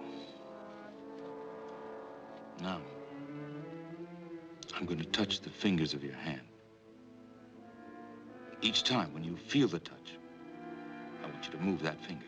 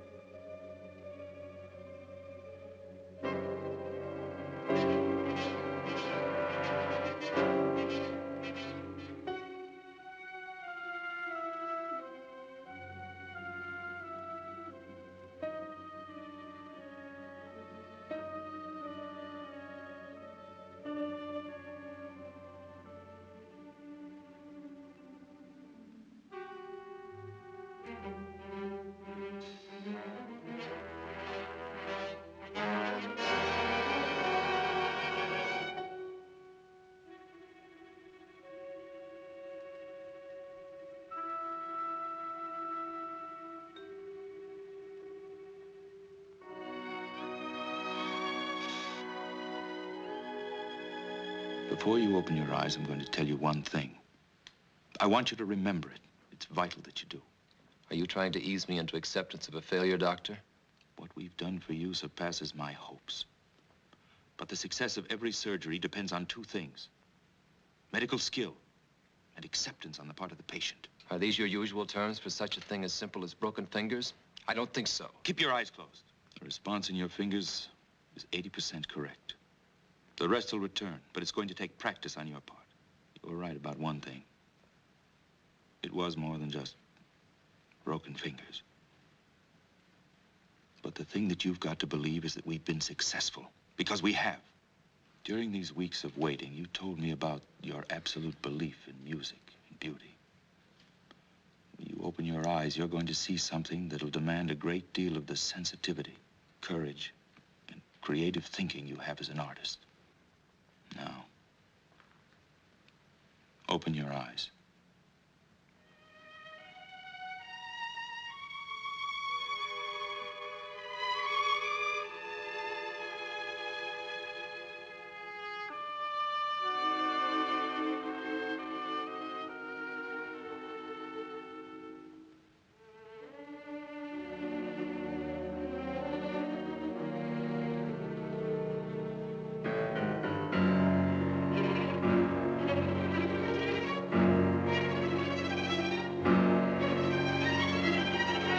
Done to my hands? They were terribly mangled in the accident. We've made it possible. What have you done? We've made it possible for you to have perfectly good hands. These are my hands? What have you done? We've given you hands where you had none. When you arrived at the hospital, we were faced with a tragedy. We didn't accept that. We fought to restore the beauty that was so important to you, and we did. They're strong, normal hands, and your body's accepted them. Now you must accept them and fight. Why? Why? Because it is. What have you done with my hands? What you brought to the hospital were no longer hands.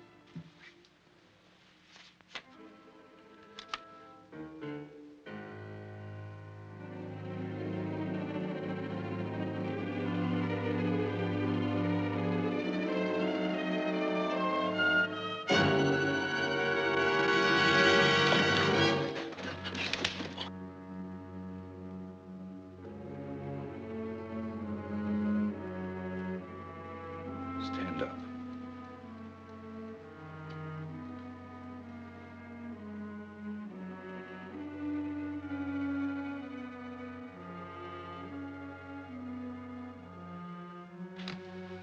Take hold of my arm. Take hold of my arm. Both hands.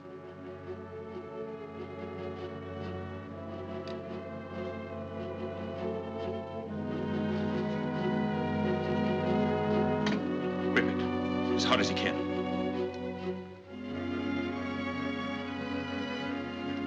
The fact that you can even do that proves the muscles work.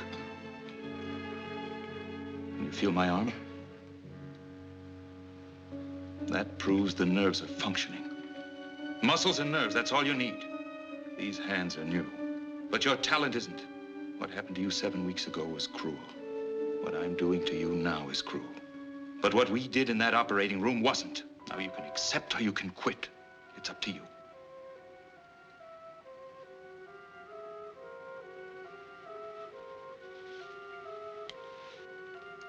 Get out. Vernon, will you All please? of you.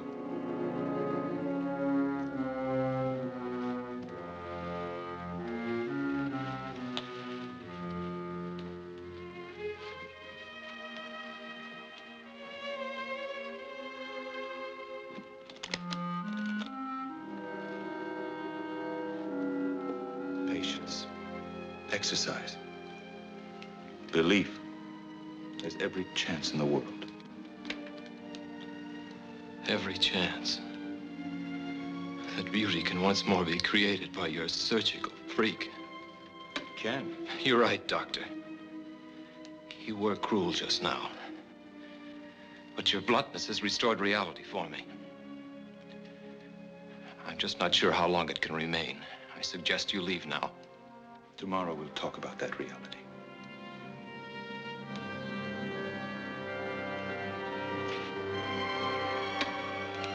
I'll be back, Vernon.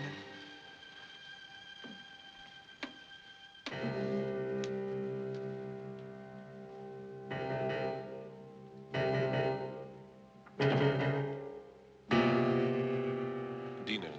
I know, George. Thank you. I'll call.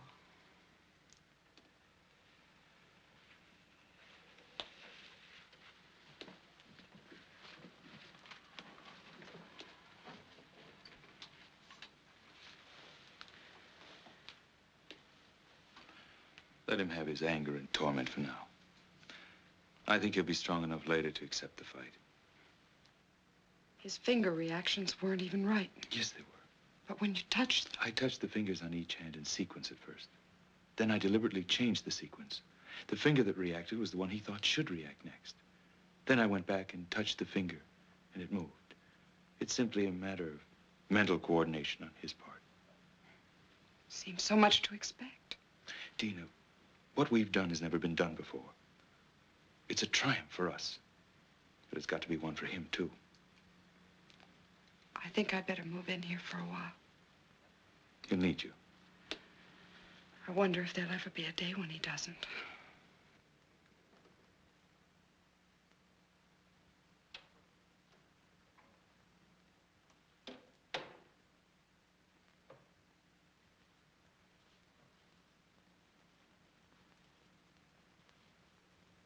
I know how hard it is for you to accept.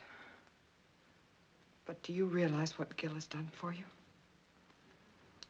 Yes. He made them come true. All those dreams I've had through the years about something happening to my hands. Gil's genius has made it possible for your talent to continue. His genius with a knife in the human body has put on my arms the hands of some man I don't even know. Is that important if you can play again? Important?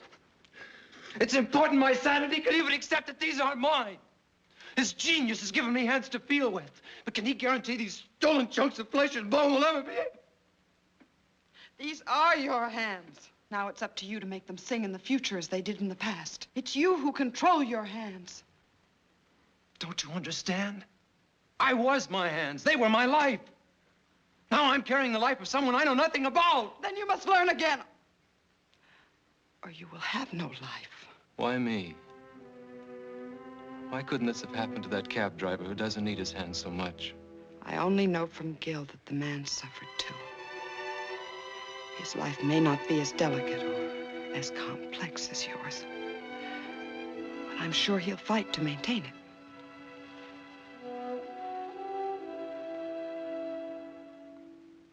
Leave me alone.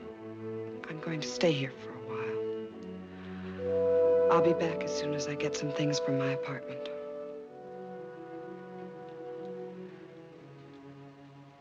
Please be patient.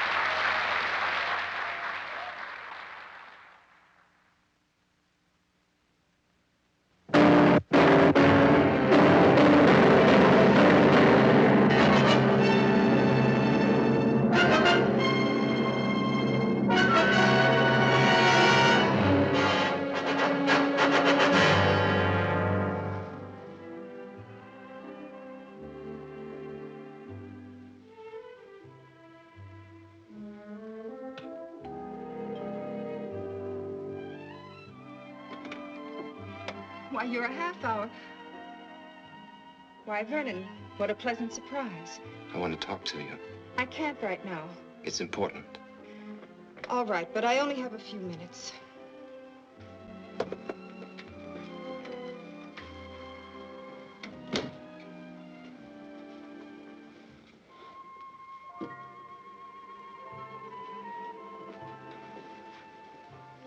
You always did have a talent for creating the proper visual mood. This is no concern of yours. Obviously, since our relationship is primarily a social one. What does that mean? It must be if you haven't been interested enough to see me during these past weeks. I called the hospital the following day, left my sympathies. Very generous of you. Vernon, I'm very sorry about your accident, but... Pain isn't a desirable substitute for laughter and excitement, is it? Vernon, I've had a great many things to do. I'm also expecting a guest within a half hour, guest? so... You don't own me, Vernon. I know!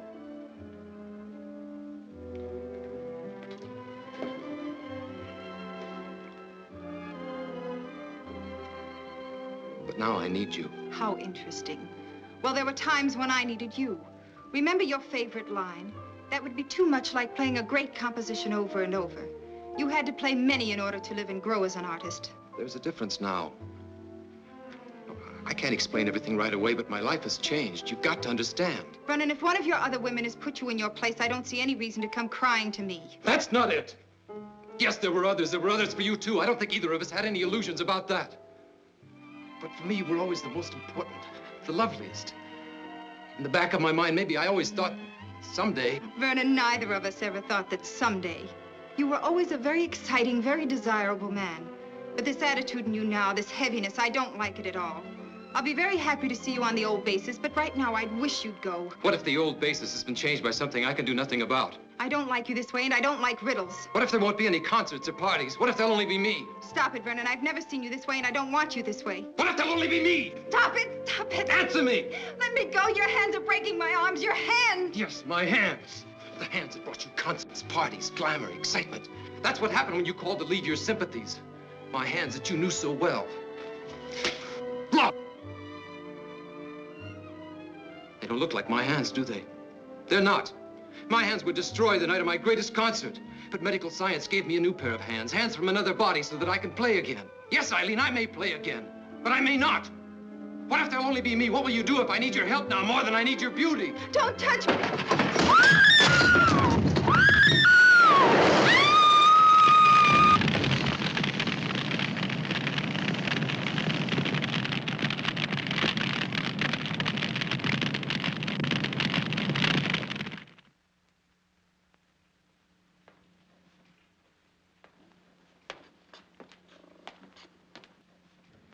Why don't you take off? You too, Holly.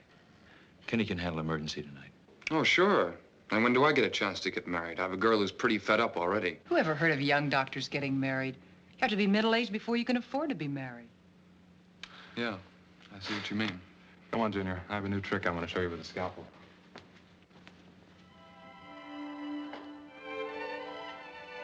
You know, I've got a boyfriend who's the greatest guy in the world.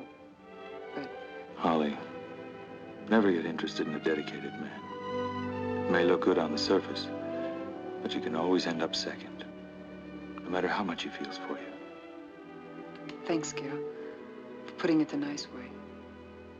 She's a lucky girl.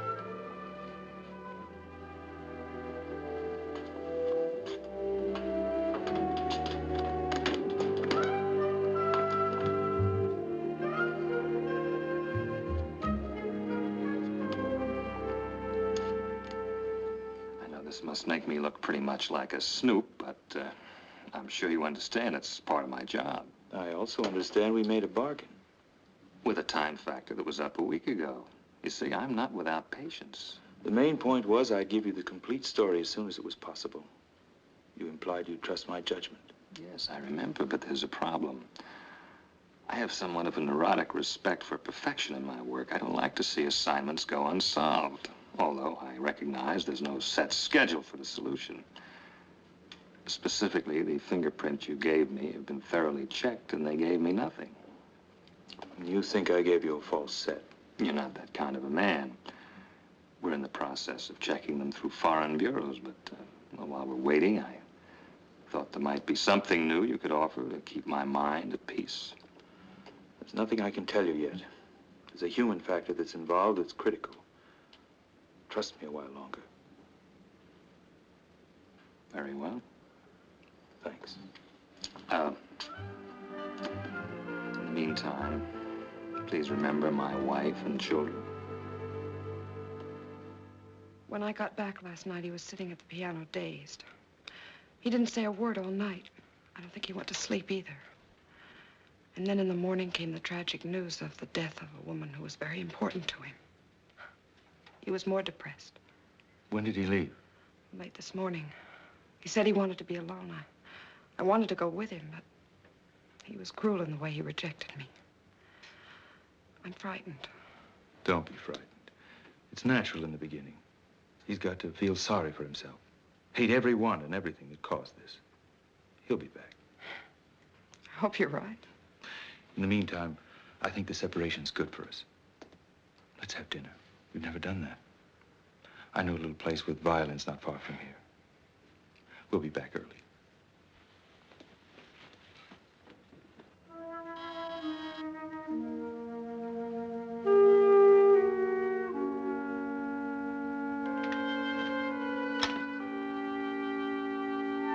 Does Tony Wilder live here? Yes, sir. Is he in? No, sir, but he'll be back in a little while. He went to get some. A dog, isn't that great? I'm an old friend of his. Used to ride in his cab all the time. I want to talk to him. I really shouldn't let you in, but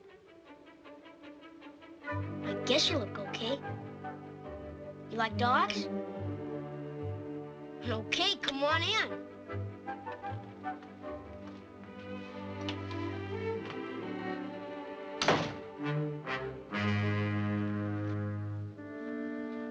You ever had a dog? Hey, mister, you ever had a dog? Yes, a long time ago. When you were a kid like me, huh?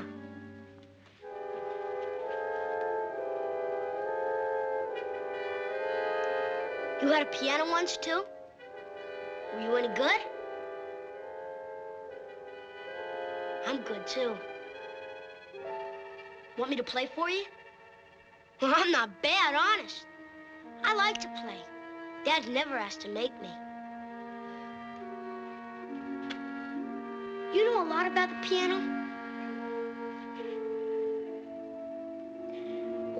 I'll play a real great tune I just learned. It'll make you feel better, because you don't look so hot. No. Not right now. Come on. I like to play for people. Helps me not to be nervous. I'll make you a deal. If you don't like it, I'll quit. Okay?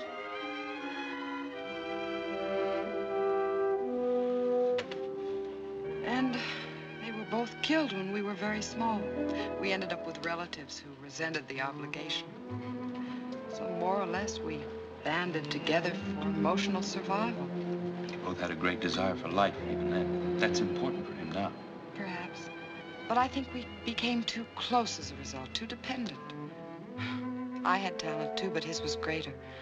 I used my talent to help him. The whole thing was a calculated plan to bring us independence and freedom.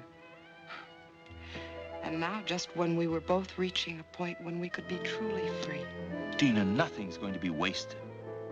Don't you see, by going through this, he can become part of a new and even greater kind of beauty. Maybe that's a lot to imagine right now. But eventually, there can be no such thing as a permanently defective heart, a permanent cripple, a permanent birth malformation, blindness. Oh, there'll always be accidental deaths. But from these tragedies, science will be able to sustain and recreate joy for the living.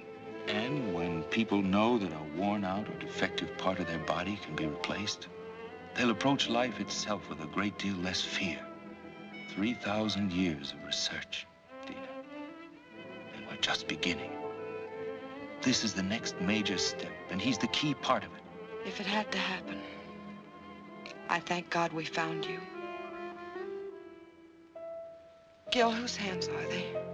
We don't know yet, but they're strong, normal hands. They might be hands from someone even more talented than Vernon. But they could be from someone Don't let fear drive you into a pit of superstition. But are we sure the soul really controls the outside? Or is what we call a soul really shaped by our own pleasures or hatreds with the outside, and how they're accepted by the world? If you love beauty, you conquer handicaps so beauty can live. And if you don't? Well, mister, how did you like it? It? You play very well. You mean it? You can be good. Very good if you practice. Did you practice a lot when you were a kid? Yes, I practiced a lot when I was like you. But I can't remember many things about being 10 years old.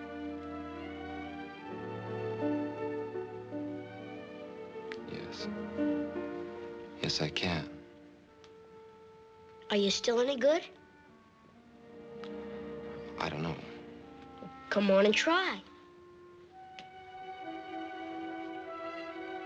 I want to hear you play now.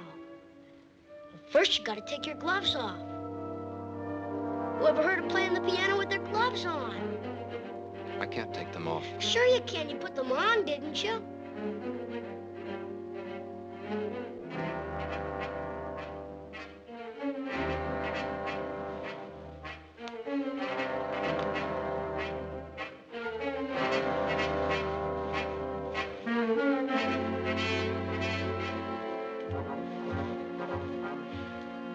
Gee, mister, you got strong hands. Maybe someday I'll have hands like that, so I can play a lot easier. Come on.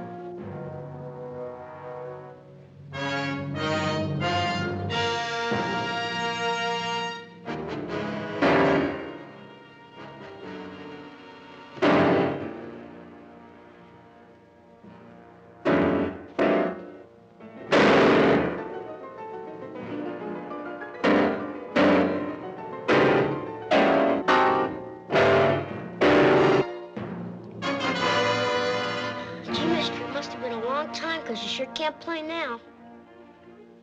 How can you play the piano if you can't even hit the chords? Don't say that. I can't play. I will play again. Music is my life. You mustn't say I can't play. I will play.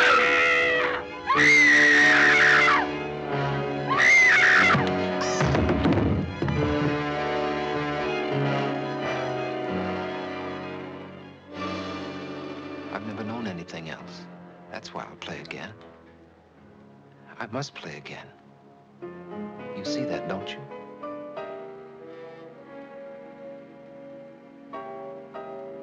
Skeet! I'm home, Skeet!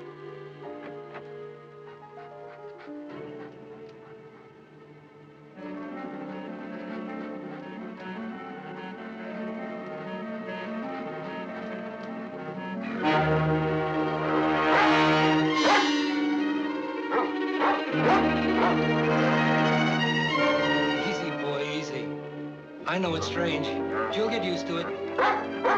Skeet! Skeet! Skeet!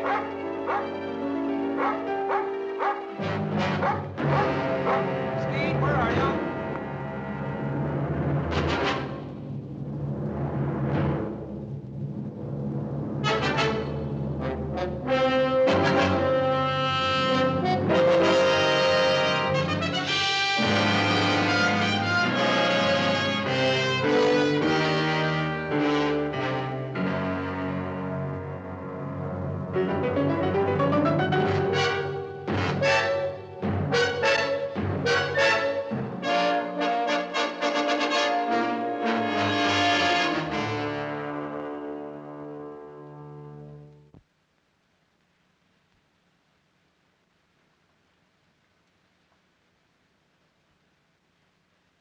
This time, I don't think we'll have to be as critical.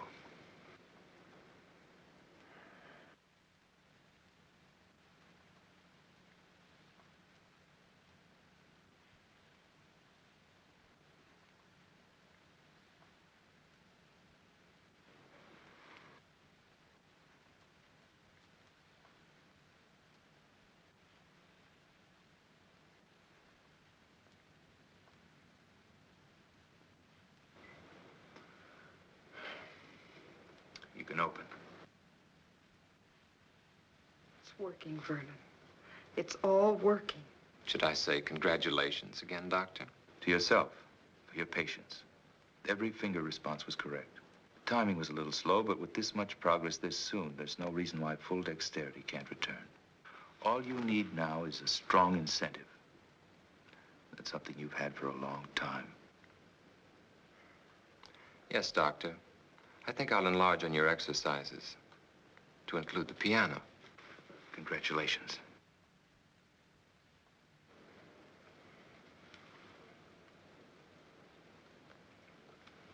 Congratulations.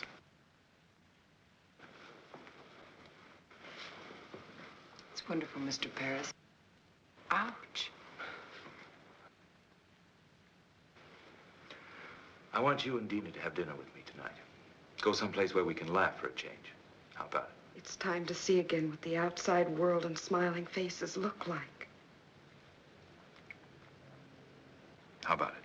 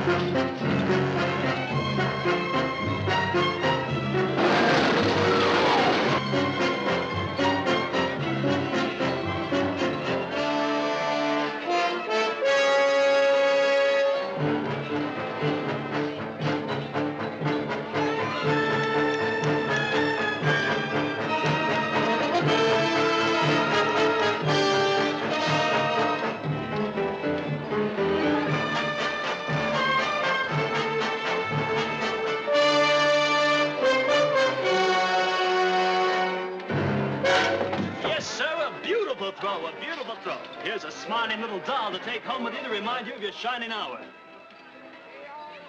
You take that thing home and you're going to be the one that has to dust it. Test this game of skill. Win yourself a beautiful prize or a tryout with the LA Dodgers.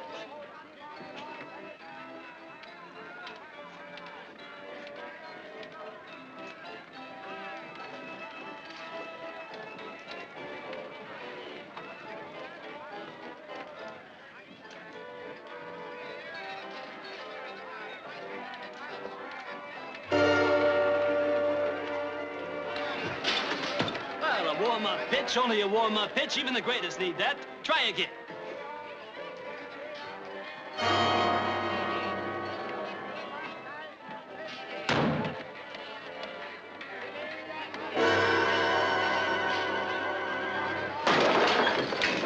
Hey, what are you? Some kind of a nut-making fun? That'll be $20, buddy. I'm sorry. Forget the sorry. I said $20, buddy. And if you don't know how to use your hands, stay away from here. Hey. I'm gonna call a cop. Okay, wait a minute. Here's more than enough of that. Take care of the damage. All right, but I'm still gonna call a cop. That guy is some kind of a nut. Look, here's some more. Please forget it. He's a patient of mine. He's been through quite enough as it is. Give him a break.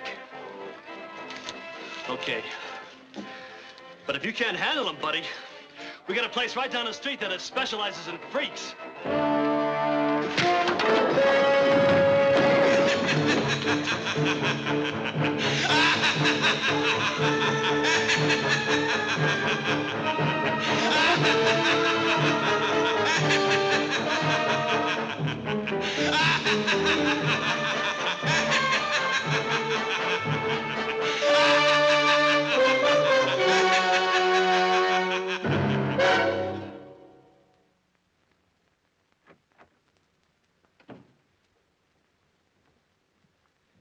Vernon, You know how proud I am of you. The new attitude you've had since Gil returned. Are you? Very. Remember the night the three of us went out together? I remember. It started then, didn't it? I think it started a long time before that. Gil's proud of you, too. I told him you've been practicing every day since then. You don't know how important it is to him that he used his skill to bring you a new life. Yes. They all brought me a new life. And for me, I think you know how I've come to feel about Gil. I want you to be happy for that, too. I'm very glad that you've come to mean so much to each other. Why won't you let me stay on nights that you practice? You know me at my best. I want you to hear me that way the next time. Besides, you haven't regretted all the time you've been able to spend with him, have you? All right. I'll wait. What time will you be back tonight? 11 or 12. Just dinner and a conversation. Have a good time.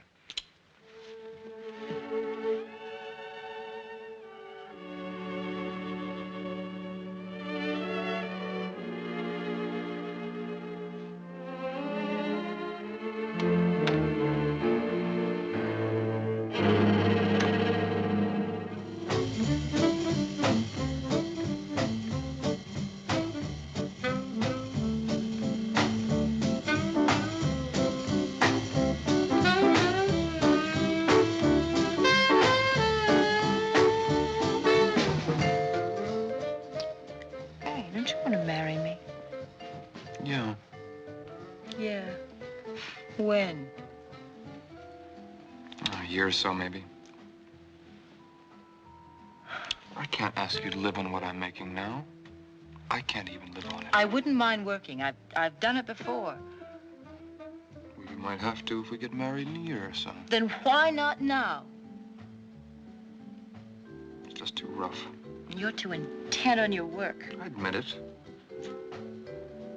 It's the future, Sue, and I've got a chance to be a part of something wonderful. I guess I'm selfish, because I want it to be the right kind of future. For my work, and for us. Don't you understand? You know I do. It's just that I wish there could be more time for us. I'm not going to stop loving you, Ken. It's just that the nights get lonely out.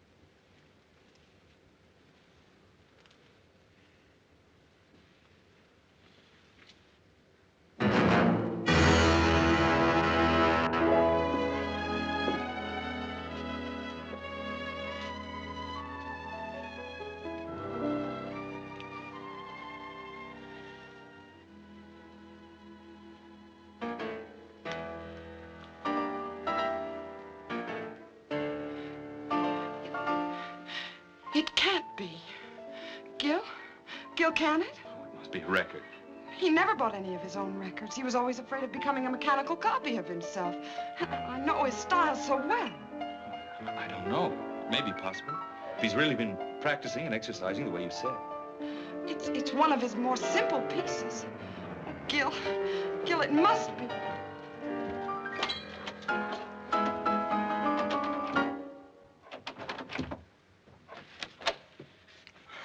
Oh, Vernon, was that you playing? Oh, I'm sorry you heard. I wanted it to be when I was a little better. Oh, it sounded wonderful. It's the only one I've worked on, and it's taken me all these weeks. And what does the man who made it all possible have to say? I'm surprised, but you told me yourself there was no reason why it shouldn't happen. With exercise, practice. Yes, I know. But I didn't expect this much dexterity this soon. Not even when the incentive, the desire to create beauty, is strong enough? You did your work well, Doctor. Now I'm doing mine. If it's true, there's no one outside you two who could be happier than I am. Then smile, Doctor. Get rid of that troubled, questioning look. Help us rejoice in the success of our mutual triumph. I know what I have to do now. Please play for us. It's been very hard to get this far, and I think even the doctor will tell you that it's natural to expect fatigue to set in easily. Make it soon. It will be. Understand one thing. I want to believe. Then do it, Doctor. Do it because you, too, have the incentive. Gil.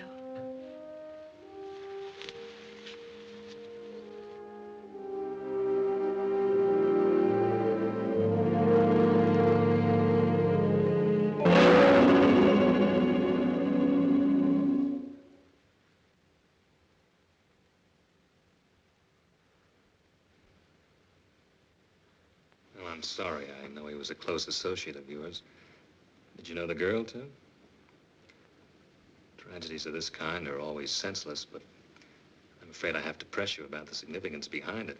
How can there be any significance to waste?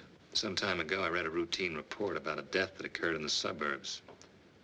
A man came home and found his son dead, apparently as the result of a burglar who was discovered and panicked. The unusual thing was that most of the boy's fingers were broken. Possibly it was the result of a fight, except that the fingers were all squeezed together as if they'd been crushed. The man was an ex-cab driver named Wilder. Will you raise the sheet farther this time and look at your friend's hands?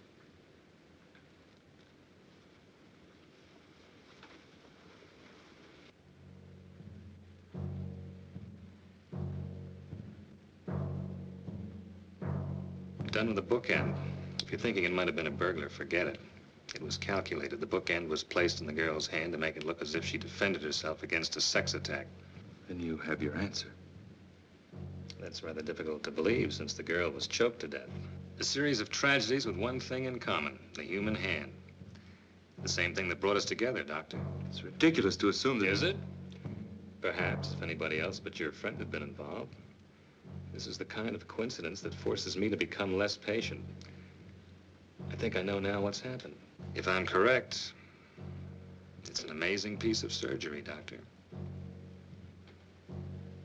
Under the circumstances, I must insist you meet me at my office within a half hour. I hope I'm wrong. I hope this is pure coincidence. Otherwise, it means you failed to control an experiment that could have been of great value. Regardless, both of our objectives are the same. I think you know why I wanted you to be the first to hear me play. Brennan, I've never been so happy. You won't mind if it's the same piece? I wouldn't care if it was the scale of C in one octave, just to know you can play again. Even though I can play, I'm still nervous about these hands. It takes all my concentration. Would you mind sitting in the other room just this once? I'd listen to you from the other end of the world if it would help make you great again. Dina, I want you to remember just one thing. Tonight I'll play my greatest concert. I need you to help make it complete. I'll remember.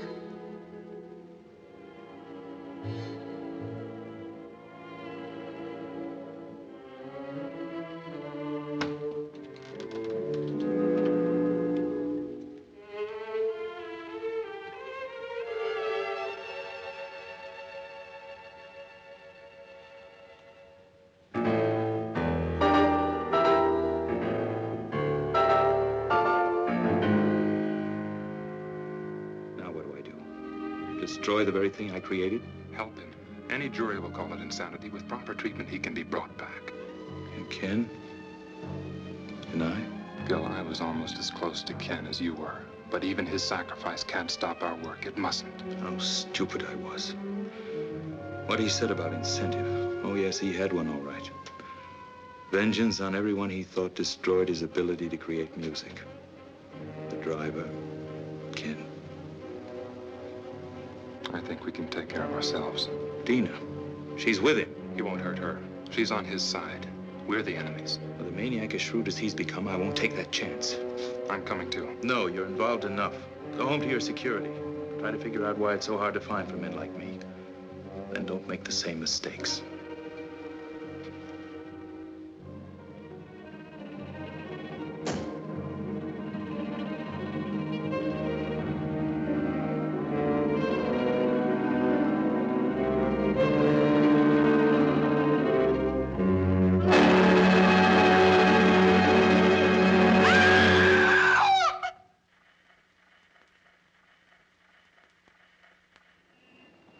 Are you sure about this? It must be. He made a special point about it. Tonight, I'll play my greatest concert. Dina, Oh, I don't blame you, Gil. How can you blame anybody for this? I just feel numb for all the loneliness and misery he must be feeling inside him.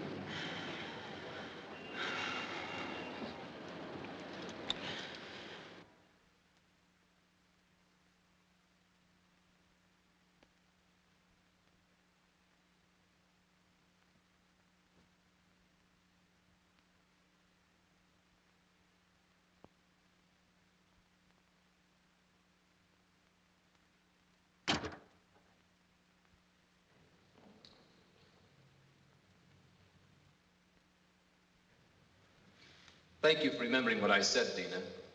I was sure I could depend on the audience. Very important part of a concert. Yes, I'm going to play for you, Doctor. I'm used to a great deal of applause after my concerts. And what could be more desirable than applause from the man who made it all possible? There were others, almost as much a part of it as you, who should be here. But I don't think we'd find their applause very enthusiastic now. I did manage to convince one of them, though.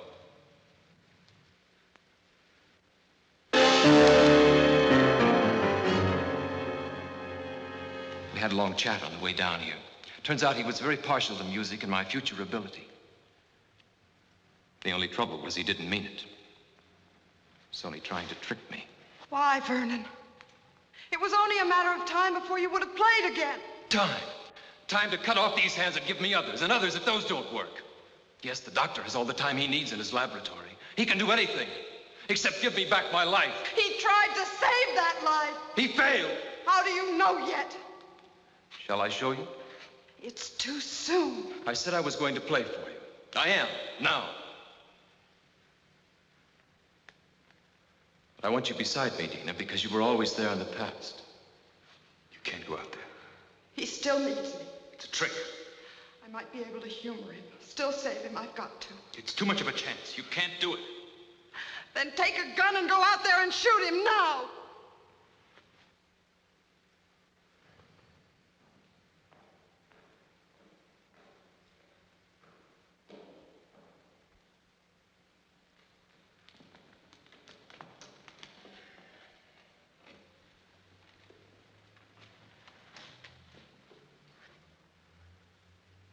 Listen.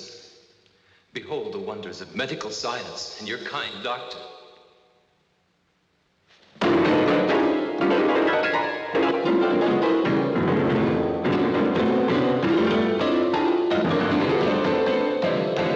Your triumph, Doctor. And now mine.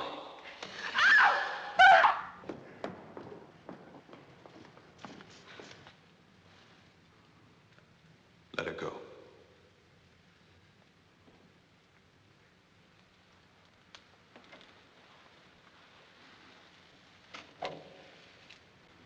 Go on back. We'll be all right.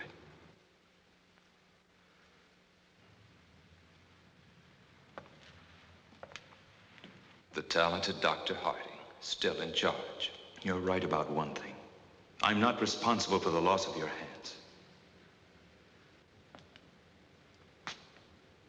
But I am for this. Like your friend, you imagine yourself a clever psychologist. It won't work, Doctor. You're interested in nothing but vengeance? Beauty's no longer important to you. On the contrary, justice is a form of moral beauty. Or is that too unscientific? I did everything I could surgically, and your body's accepted it. Beyond that, I know I failed you. Your mind couldn't accept. That's very beautiful. What a shame. It's only meant to throw me off guard. What do you want? I want you to take another look at your work. Just for this moment, I want to share this triumph with you.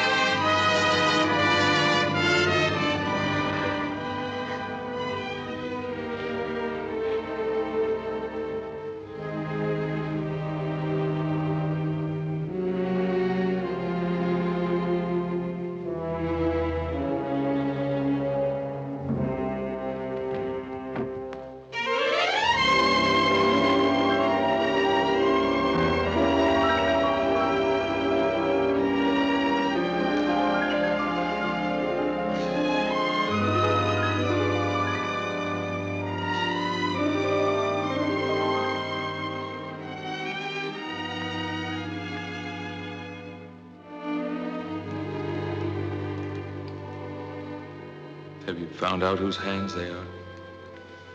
Not yet. Does it make any difference? I think you know we'll have to talk some more. Then maybe you'll be able to tell me if we have the right to push ahead so fast. Even when we believe. Men like you who aren't afraid to grow, they'll always be the right.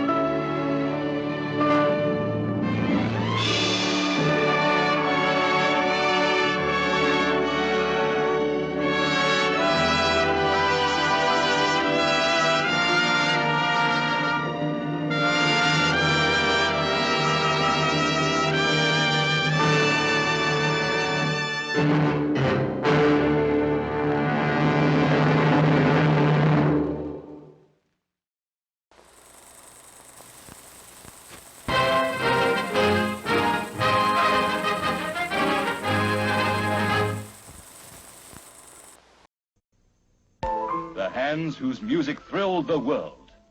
Are they now the hands that love to kill? Are they hands that control the man who owns them? Are they Orlac's hands, or are they those of another human being grafted on?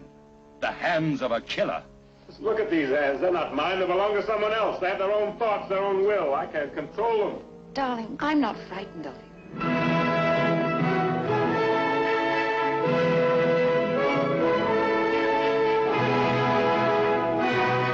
You may ask, is it possible for such things to happen? We can only answer, fact is stranger than fiction. Here is a motion picture filled with startling mystery. The story of a haunting question that drives a man to the brink of insanity. Starring Mel Ferrer as Orlac, victim of a terrible accident. You think I killed that cat, don't you? Go on, say it! Monsieur, please! What are you afraid of? You think I'm going to kill you? Co-starring Christopher Lee as Nero the Magician, who discovers the secrets of Orlac's hands and hounds him to the edge of madness. Did you know that your charming little wife and her wise old guardian were planning to have you certified? They want to put you away. Danny Carell as Lai Lang, who uses her charms to trap Orlac and her beauty to betray him. Tell me something. Yes? What is it you're afraid of? Lucio Saint-Simon as the wife of Orlac, who loves the man, but fears the hands that would embrace her. Forgive me, Louise. You're not safe with me. Uncle Francis, I've been trying to get you. Uncle Francis, he must be stopped. He's out of his mind.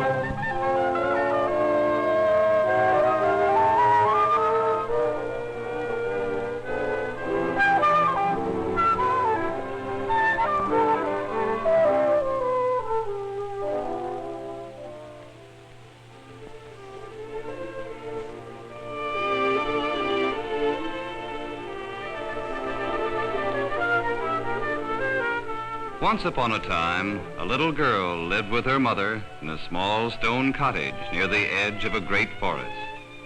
Everywhere the little girl would go, she always wore a beautiful red cape and hood. Soon she became known by everyone as Little Red Riding Hood. One morning, her mother asked her to carry a basket of cookies to her grandmother. Her mother told her not to leave the path or stop to talk to anyone on the way. Grandmother lived in a little yellow house at the other edge of the wood, and Red Riding Hood would have to hurry to return home before dark. After waving goodbye to her mother, she set out at once, carrying her little yellow basket over her arm.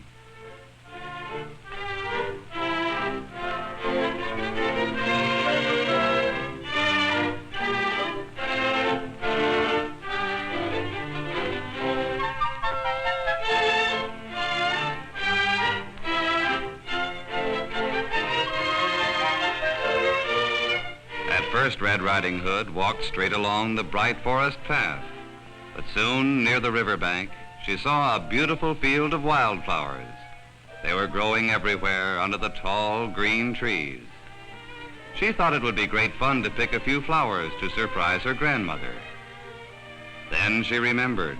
Her mother had told her she must not leave the path. But the day was so beautiful, the forest so friendly, and the flowers so colorful, that she thought there could be no harm in disobeying her mother just this one time.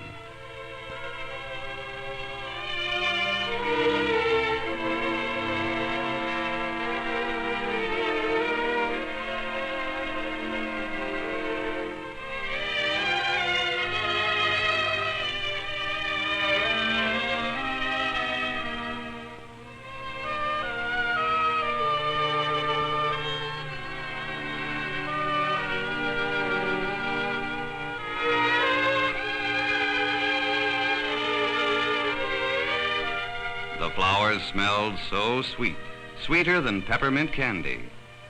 Then Red Riding Hood heard a gruff voice say, "Yes, they certainly are beautiful flowers." She turned and saw the big greedy wolf of the forest standing on top of a rock. Red Riding Hood had never seen a wolf before, so she was not afraid. She thought he was the biggest and most beautiful brown dog she'd ever seen. He appeared so friendly, too, when he spoke to her. She didn't know what a wicked animal a wolf could be. Mr. Wolf asked her what she was doing all alone in the forest. Red Riding Hood told him she was on her way to her grandmother's house with some fresh cookies and a bouquet of flowers. "And where does your grandmother live?" asked the wolf. "She lives in a small yellow house with a red roof just over the hill." "Well," said the wolf, "good day to you, my little girl." And he disappeared into the bushes. Red Riding Hood was disappointed to see the wolf go. She wanted him to stay longer, but it was getting late, and it was best that she be on her way.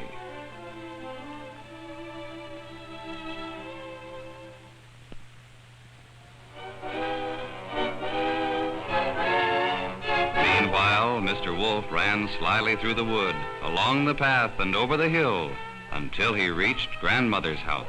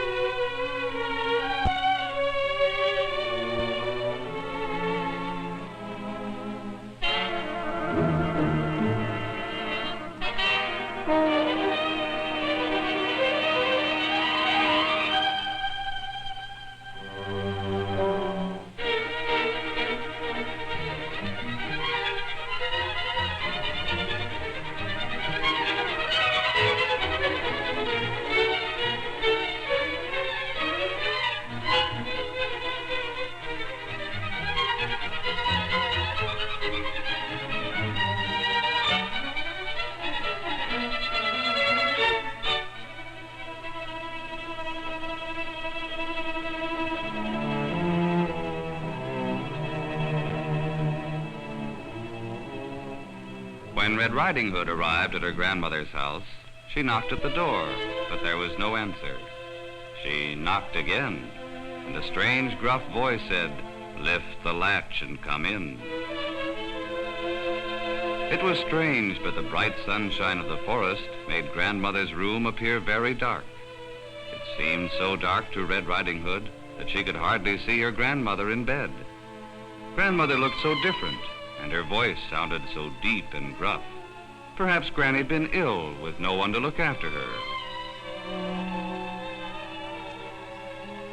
"Oh, Grandmother, how you've changed. What long ears you have," said Little Red Riding Hood.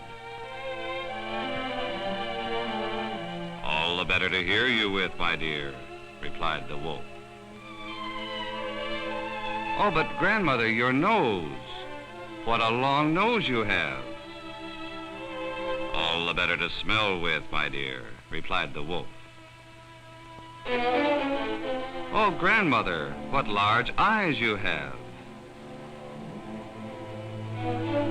"All the better to see you with, my dear," said the wolf. And then Red Riding Hood saw clearly his long, sharp teeth. "But Granny, what great sharp teeth you have." "All the better to eat you with, my dear."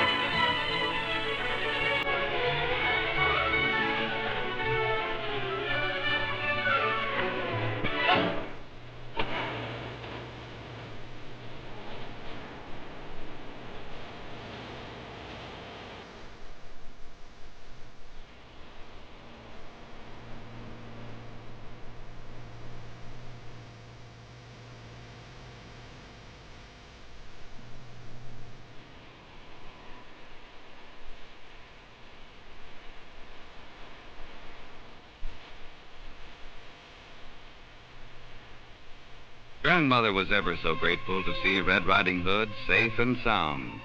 The brave huntsman was very proud of his trusty old gun. Grandmother and Red Riding Hood thanked him for killing the wolf and saving their lives. The hunter bade them farewell, proudly shouldered his gun, and marched back along the path to his home in the forest. Red Riding Hood was happy to know that the greedy wolf of the forest could never again frighten or harm her. So she started cheerfully for home to join her mother, where she lived happily ever after.